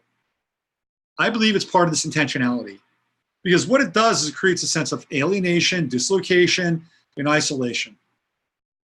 They practiced this in the 1960s with the generation gap and all the stuff that happened, thanks to Tavistock, thanks to the Frankfurt School, all those people who were, willfully there to help create a model of the present and another kind of version of it that would be hatched in the future, right? So I believe it's the same thing that's going on. It's like we're going to wrap people's heads around this idea around fashion. And remember now, fashion is very Venusian from an astrological perspective. It is not Martian. So fashion is Venusian attributes, Venusian tendencies, which are feminine, which are aesthetic, which are connected to relating and sharing and bonding. They're not martial.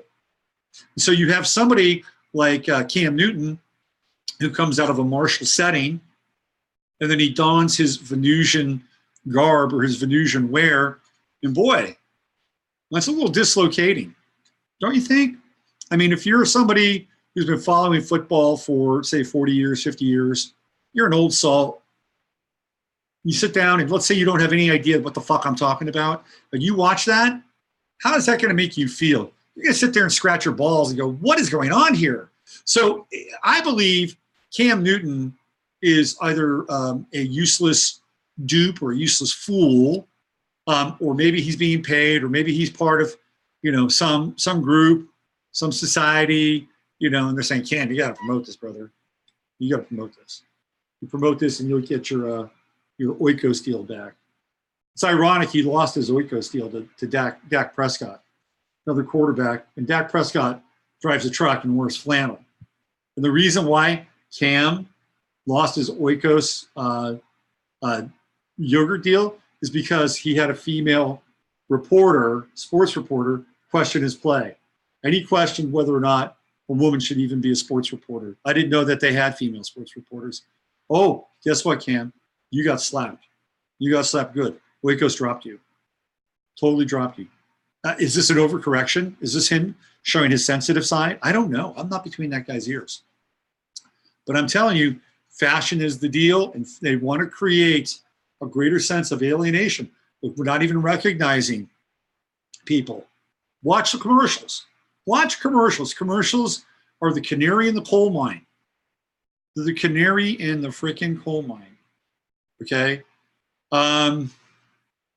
there's a commercial for, I believe it's Geico, and there are two guys who are living in the same place. I'm assuming that they may be a thing, although they could just be sharing an apartment or a house. And one of the guys both of them look weird. And this is a new thing in commercials. They want to get people in commercials that look weird. They don't want people to look perfect, which, hey, I don't give a shit. That's overrated anyway. But they don't want them to look average either. They want people to look unusual, because they think that the unusual look is going to have you remember their commercial. Well, it's working because I'm remembering how unusual these guys look, but I'm talking about it because I think it's part of the plan. Not just from a commercial standpoint, but an overall plan that is going to create kind of this screen, the front projection of the matrix, that everything is going to be weird and unrecognizable. And so that people will wind up feeling even more alienated, dislocated, disassociated, and maybe even demoralized for that matter. Right? You look at some of this stuff and you say to yourself, where is the world going to? I don't even recognize it. Where's my place in the world? My world is dying. It's going away. It's going to belong to, these costume wearing, unicorn loving, people that are forming their own tribe. Right? Try that on for size. You're Joe Sixpack, middle America, and you're trying to figure out, you're 60 years old, 61 years old. You're not sitting there grasping and holding on to the rails of your deathbed, but you're also not a spring chicken. You got some time left. You got some real estate in front of you, and maybe 10, 15, 20 years. What are those 10, 15, 20 years going to look like? How are you going to fit in? Try that on for size. And we wonder why the suicide rate is up for men. The highest rate for suicides are men between the age of 55 and 65 or 70. Super high rate. It's because they're finding that there's really no more place for them in this world. And in a lot of ways, it's intentional. It's intentional. And I'm in that demographic, but at least I get to make commentary about it, and I get to call it as I see it and understand it on some level. If somebody's different and they're different, whatever, you kind of have to respect that on some level. It's like, okay, you're different. I don't support the enabling of that with youth. I certainly don't support the enabling of it when it comes to the gender issues. I think 3-year-olds, 4-year-olds, 5-year-olds are far too young to determine their sexes. I do. And I think that they need to be protected, and not by CPS. One man's opinion. Okay. If somebody's different, what are you going to do? Last night I was getting some barbecue in Austin. I didn't know who was taking my money. I didn't know if it was a guy. I didn't know if it was a girl. Didn't know. Had no idea. I didn't know if it was a girl transitioning to a guy with a mustache or a guy transitioning to a girl. I had no idea. Here I'm having a transaction with that person. What do? You treat them nice, respectful, because that's a person somewhere inside there, right? Whatever they're doing, whatever their experience is, thank you very much, take my food and leave, right? But I can't help but notice, it was there. I'm scratching my head, whatever. You're going to give me my barbecue. I'm going to give you your money. I'll even leave you a tip. Thank you. But this is, I believe, part of this intentionality. It's part of the intention. That's why YouTube knows it's going to get hits. But YouTube is getting massive hits for conspiracy-oriented stuff, truth-oriented stuff, alternative research-oriented stuff that would probably rival this. Okay? So what they're doing is they're displacing it. It's kind of the displacement model. We got to get our numbers somewhere. We're not going to be promoting this other stuff. So let's promote fashion. Let's do that. Now, I've been talking about this roundtable of corporations. Boy, Jasper's restless today, isn't he? He's restless. I've been talking about the promotion of this roundtable of corporations that have been promoting their people first, profit second bullshit agenda, okay? Corporations always have profit, power, and control at the heart of their mission statement and their operating procedures, their organizing principles based on that. Okay, so if they do something like, well, we're going to put people first and profit second, there's a motivation behind it. Now, recently, a number of corporations, like 122, they're starting to throw this number out now, 122, 188, 144. They've come out and said that we're not going to support guns, we're not going to support ammo, we're not going to support anything along these lines, whether it's Dick's or Walmart or Kroger's or whatever. So it's a big, vast virtue signal. It's a 100,000 watt, 500,000 watt, 1 million watt virtue signal from these 122 companies, so that the people who are theoretically going to shop there get their seal of approval. Oh, well, they don't agree. They don't agree with this. Great. I'm going to go there. Right? It's almost like when you buy something, you see a little K on the side of your food. that's been stamped kosher, that you know that it's kosher. It's the same kind of deal, right? They're going to have like a little symbol for these corporations. And you'll see that symbol, go, oh, this is what they stand for. Oh, I get this. Trust me, it's coming. They're going to have little symbols for their corporations. And if your corporation doesn't have that symbol, people go, wow, they don't have the gun with the line going through it symbol, the 45 with the line through symbol. I don't know if I can shop here. So in as much as people will be rated from a socially credit-oriented perspective, so will the people that sell your goods and service them. That's how the game works. And people will be disinclined on some level, although I know a lot of people, like, you know, Walmart's the only game in town here. So if I need to get something, you know, I got to be pretty creative about it because I'm not going back there. And the only reason I went there is because I'd have to get something in a pinch. You know, like when we were doing the float.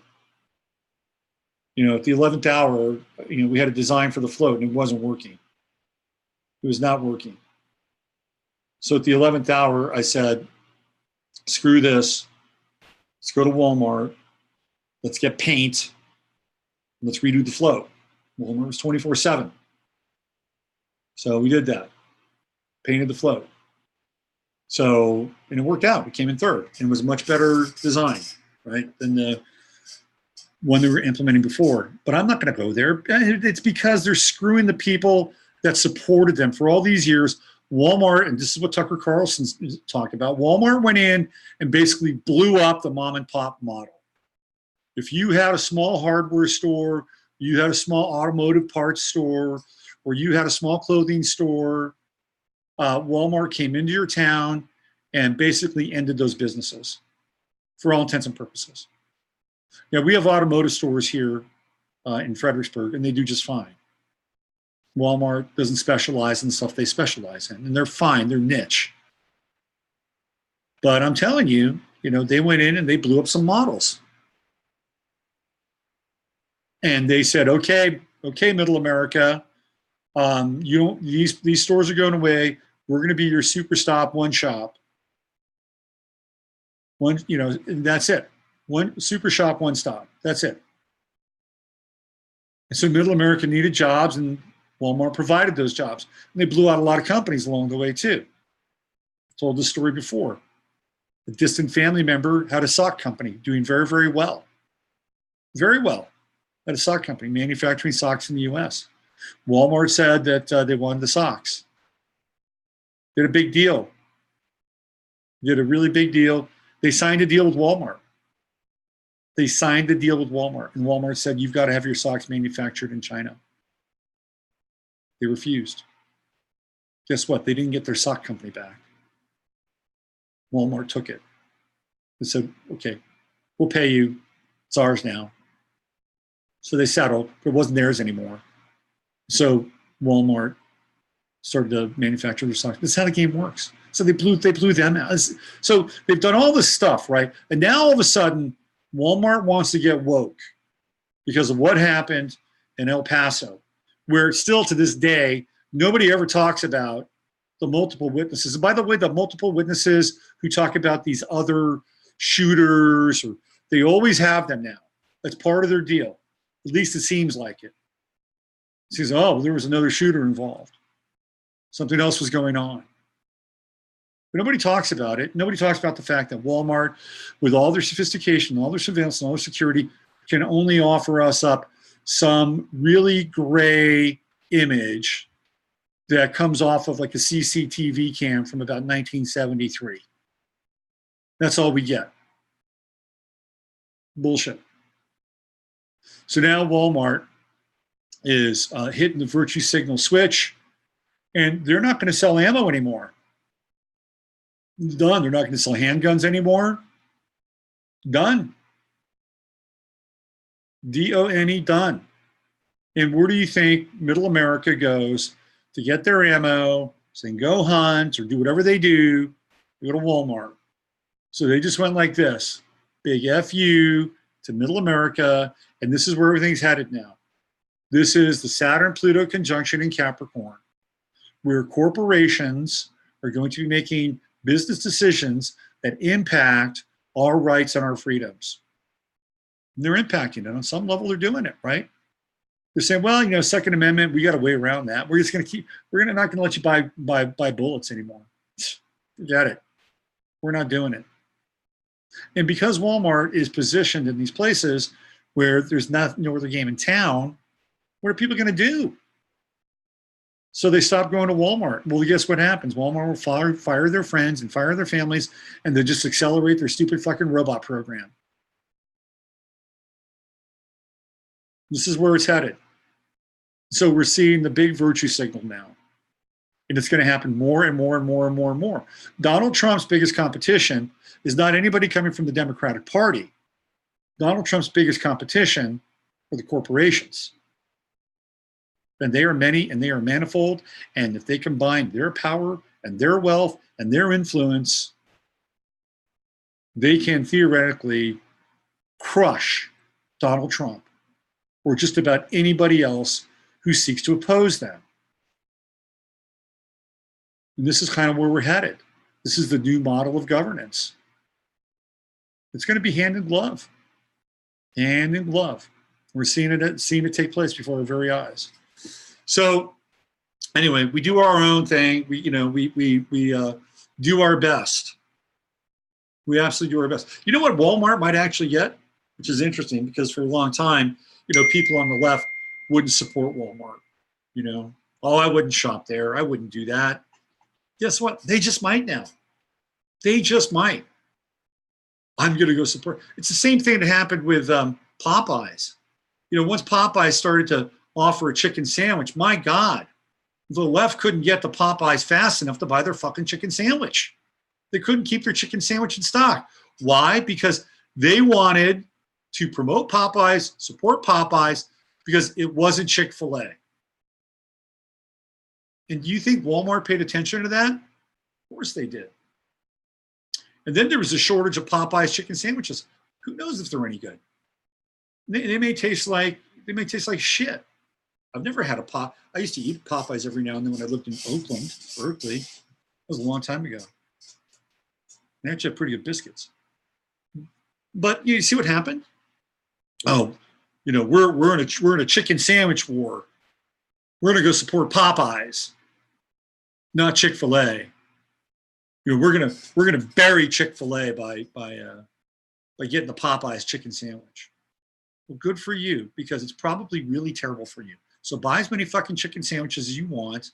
Have those genetically modified chickens, all the nitrates and all the shit that's in those sandwiches, and consume them until you turn into something that's unrecognizable. Then you can go to the Faschion channel on YouTube and figure out how to fix your fuck up and look like somebody from another planet that we will know that will be even more unrecognizable. So have at it. That chicken sandwich is your gateway drug to obsolescence. No, I'm just kidding. But if you think about it, there is a weird path there. There is a weird path.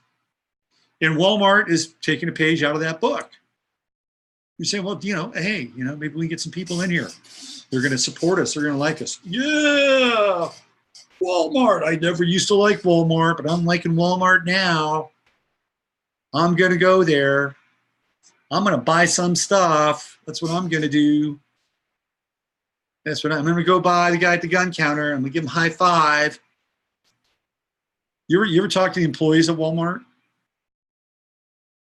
Talk about a depressed bunch, man. Look who's back. I talked to this one guy. This is when I was buying stuff for the float. I talked to this one guy, and he was back in the where they sell the fabric. This guy did not belong in housewares or homewares or soft goods or whatever they call it. And I asked him. I said, is this your department? He's like, he was an older dude. He says, yeah. And I said, I can tell you're not all that excited about being here. He just looked at me and said, no, that poor son of a bitch. He's got to make money. He's got to pay his bills. He's got to pay his rent. And he's got to live out his existence. he's got to like run around and doesn't know shit about, fashion or something. And who knows what his thing is, but wrong person, wrong position, wrong place. And I've had a few conversations with people at Walmart that are not that happy. And you may say, well, it's slave wages, slave labor. What are they going to do? It's part of the system. We could revamp the system. Maybe we could have local collectives and local guilds and things like that. I would welcome that. And people, would be great if they could do that. It'd be great. Maker culture guilds, things along those lines. If you have any desire or experience to do that, set up your own Etsy site, your own store shop, you could do that. Maybe employ some of these people. I think that's probably the only way that they can get themselves out of this morass and being underemployed and undercompensated in a lot of ways. And just, terminally kind of depressed. Because really, maybe the guy in automotive likes his job. I don't know. Maybe he's an automotive guy. Says, we got those 2060s in today. We can get those done for you in 45 minutes. Maybe he feels good about that. Or maybe the gal in cosmetics really likes her job. Maybe she's a cosmetic person. She kind of I'm doing cosmetics at Walmart. Maybe that's meaningful for her. But I guarantee you, those positions, those spots are few and far between. Okay, let me get back into chat because I'm going to start to wrap things up here on this Friday the 13th, which I didn't really get into. This is the day that the Knights Templar got slaughtered. And we can talk a little bit about that. Okay. Let's get into it because I've been rambling a bit today. Rambling. Hey, if you like the show, hit the thumbs up. In most small towns, I am. That's what I was saying. That's what I'm saying. That's what happens. Popeye's Biscuit Jam. Look, the biscuits, Popeye's biscuits are good. McDonald's is going to self-order and drive-through this year. That's right. So it'll all be voice recognition. Voice recognition. You won't have somebody on the other side saying, hello, welcome to McDonald's. May I take your order? No, there won't be that. So voice recognition. It's happening. McDonald's will be at the forefront of automation and change. What else do we have? Do you think Naomi Campbell asked for a bigger blood diamond later? Let's see what else we have here. Do I dare ask for your take on breatharianism, i.e. living without food? What bothers me, if we were designed initially to run exclusively on sunlight, why do we need all these? Are you asking me specifically or somebody in the chat?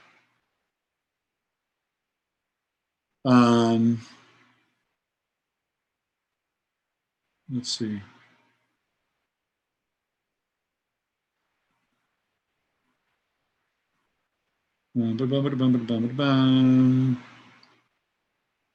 Spirocosmos Art says the two keys to success as a sports writer are a blind willingness to believe anything you're told by the coaches, flax hustlers, and other official spokesmen. Hunter S. Thompson. Hunter S. Thompson's right. Hunter S. Thompson, some of you may know this. Hunter S. Thompson, in as much as he was kind of this gonzo journalist, was also a consumer of adrenochrome.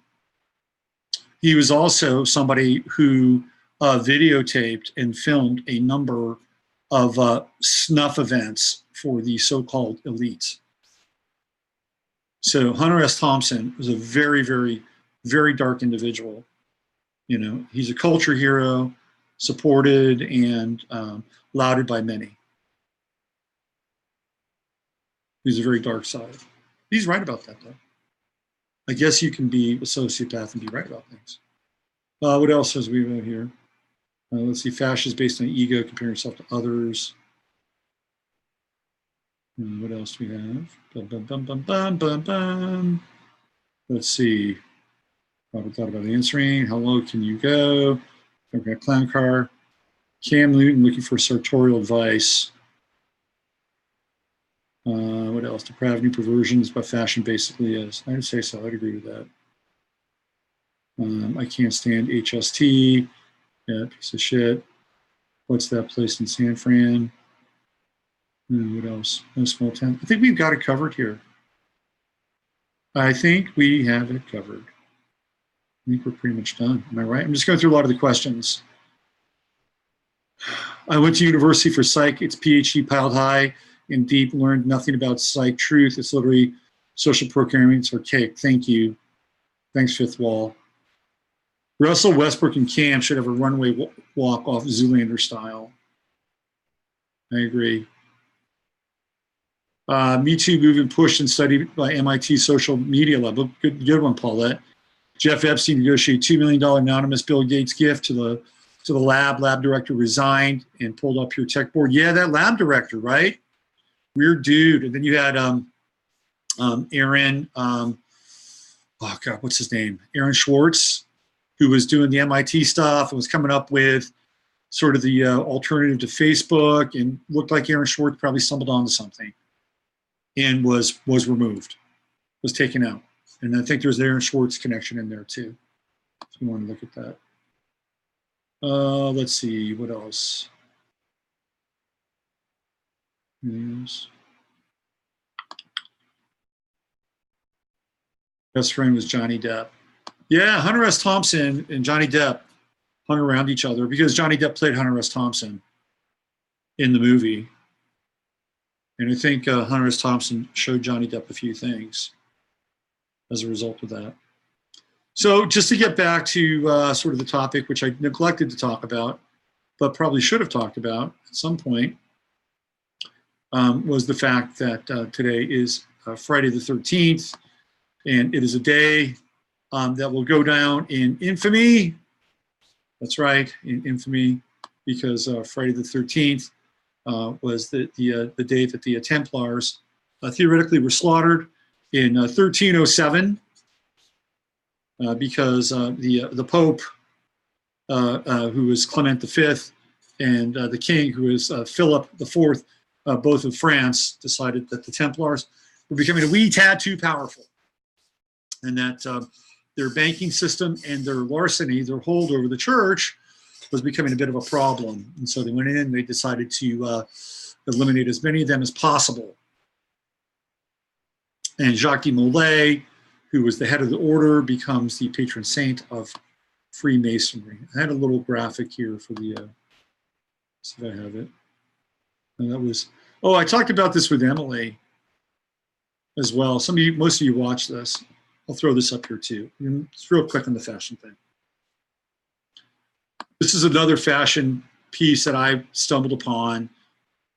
This was from the TV series Space 1999, which was a Jerry and B.B. Anderson television production, ITV in England. They were an interesting couple. One of the most interesting things they did was a little film called Alternative 4. If you can find it, I think it's on YouTube. Alternative 4 is basically their version of, like an early version of kind of a documentary that's really not a documentary, but it looks like it's a documentary, and it's about the brain drain and people that are disappearing and going to Mars. And this guy Shane, what's his name, Shane Bremer. He was a guy that did a lot of stuff with them. He plays an American astronaut who refuses to talk about things. It's a really interesting little clip. I really think it's kind of a hidden in plain sight clip. Look it up, Alternative 4. You'll find it on YouTube. You'll see what I'm talking about. Anyway, this is another one of their productions, Space 1999. And this series ran for 3 years.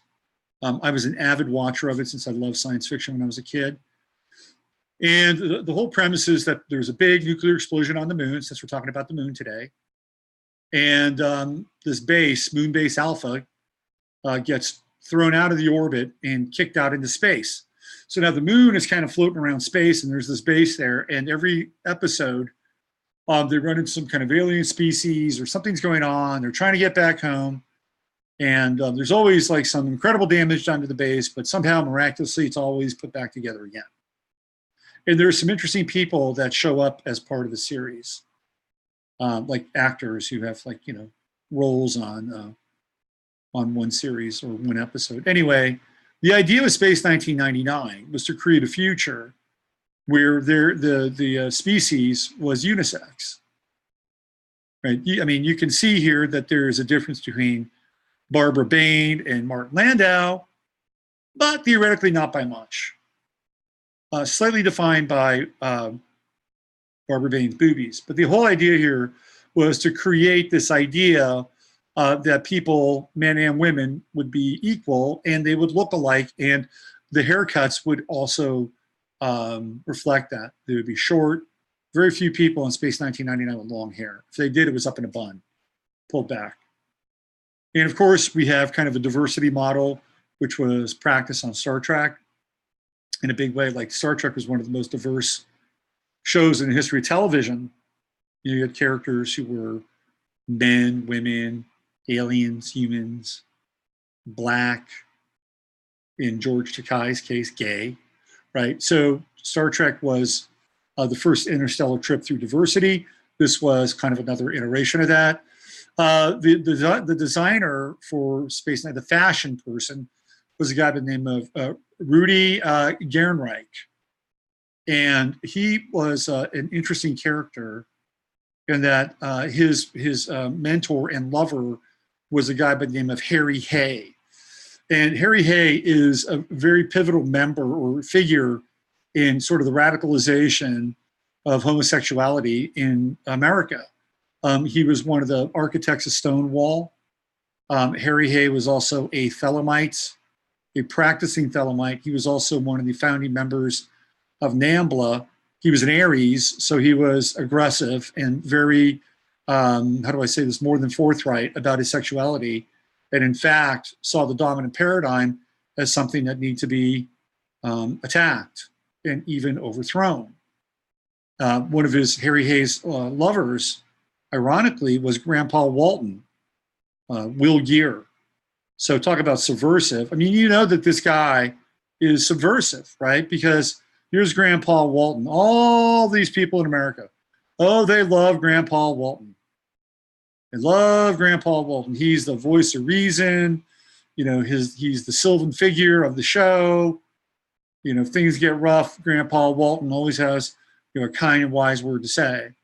Meanwhile, Grandpa Walton is taking it up the ass by Harry Hayes. And so Harry Hayes, you know that this is happening. You know this is happening because Harry Hayes, when he, you know, is kind of in the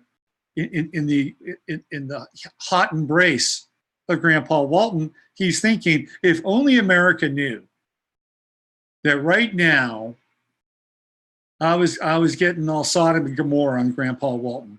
That's subversity, right? That's being subversive, subversiveness. So Harry Hay was Rudy Gernreich's mentor, and they were lovers for a while too. So Rudy Gernreich, his vision here is to get rid of the sexes. Let's draw the line and blur the sexes. Let's create this unisex model. So you see, this is how fashion works. Meanwhile, on the other side of that scale, that slide rule, Rudy Gernreich created this thing called the monokini. And the monokini was a bikini with just a bottom. So you would go to a place like, I don't know, a beach in the south of France or something like that, and you'd wear the monokini. So if your boobies would be hanging out, but your bum and you know, your yoni would be protected, right? So on the one hand, he's into this like over sexualization of the feminine form, you know, taking it to the kind of the point of almost, you know, where eros bleeds into pornography. But on the other hand, he's creating this kind of unisex model where everybody is theoretically the same in space, right? So this is the role fashion plays. And I just wanted to bring that up. There you go. Little topper on the on the cocktail today. Little float. So there we go. Hey, if you like today's show, if you like what I do, if you enjoy taking a little trip around the cosmos, through history, trends, politics, time, astrology, sports, spirituality, self-reflective narrative and commentary. If you like this, if you like what I do, I ask you to help support this channel, which I don't often do, okay? I have a PayPal on my website, robertphoenix.com. You want to throw 5, 10, 15 in there, please, whatever you do. Some people do. I have people that do subscribe. You can subscribe monthly if you want. PayPal will set this up. I am also going to probably announce a GoFundMe. I'm still trying to work through some of this, and I don't want to be too dramatic about it, but I have some legal expenses that I'm going to probably have to stare down. And it has to do with me being able to continue to do this work and other things that are super important to my life. I can't really be too much more forthcoming about that. I wish I could be, but I'm kind of working with that and seeing the best way to go about sort of attending to it. In the meantime, if you feel like subscribing to this, go to robertphoenix.com. Got a PayPal button there. You can do it. Okay. 2 hours. I got guests most of the time. Last week we had the Crimmies. We had Donna. It was a great show. Great show. And the week before that, Masaki Miyagawa. Next week I'll probably have a guest. You know what you're going to get on the Friday FARcast. You got 15 minutes of flame, Tuesday through Thursday, sort of a shorter version of this. And on Sunday nights, 2 hours, unabated astrology, looking at charts, talking about astrology, all kinds of stuff. Okay, I'm a one-man band. I'm like one of those guys that's playing the banjo and the tambourine and the drum and the kazoo all at the same time. And they usually have a bucket standing next to me. My bucket's on my website. If you feel like donating, please do. I'd like to do this for as long as possible, and set this up in a way where I can do it. If not, I'm going to have to change the model. It's just the way it is.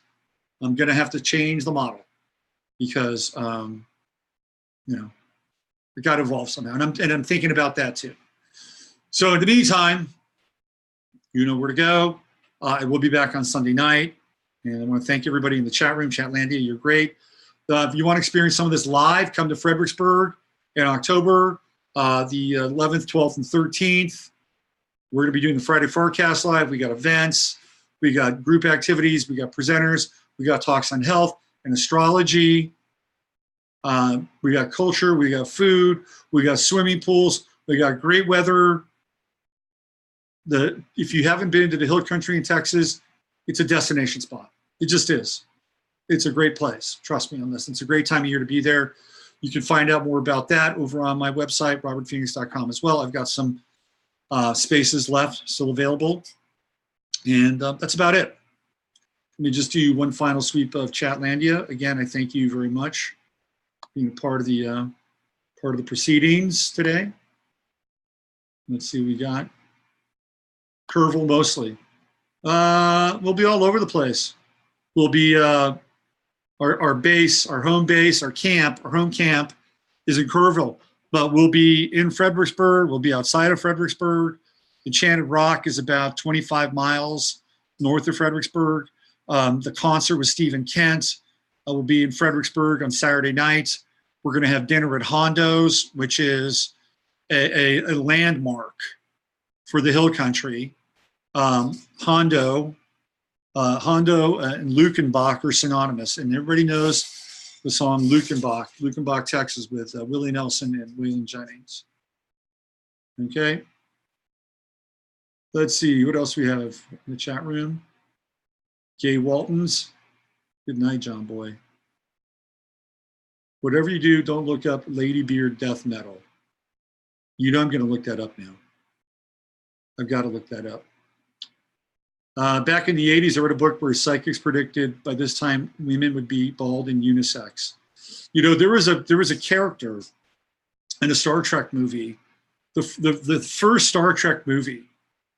There was a character who was a bald woman who looked somewhat unisex, and the actress's name was Persis Kambata. And she was like this striking bald woman in the first Star Trek film. She did not have a very good film career. In fact, I think her life turned out to be pretty dark, actually. Anything else? Are you talking about The Lathe of Heaven, Diana? The Lathe of Heaven? No, Grandpa from Walton's was gay. Yeah. Will Gear. Interesting name, huh? Will Gear.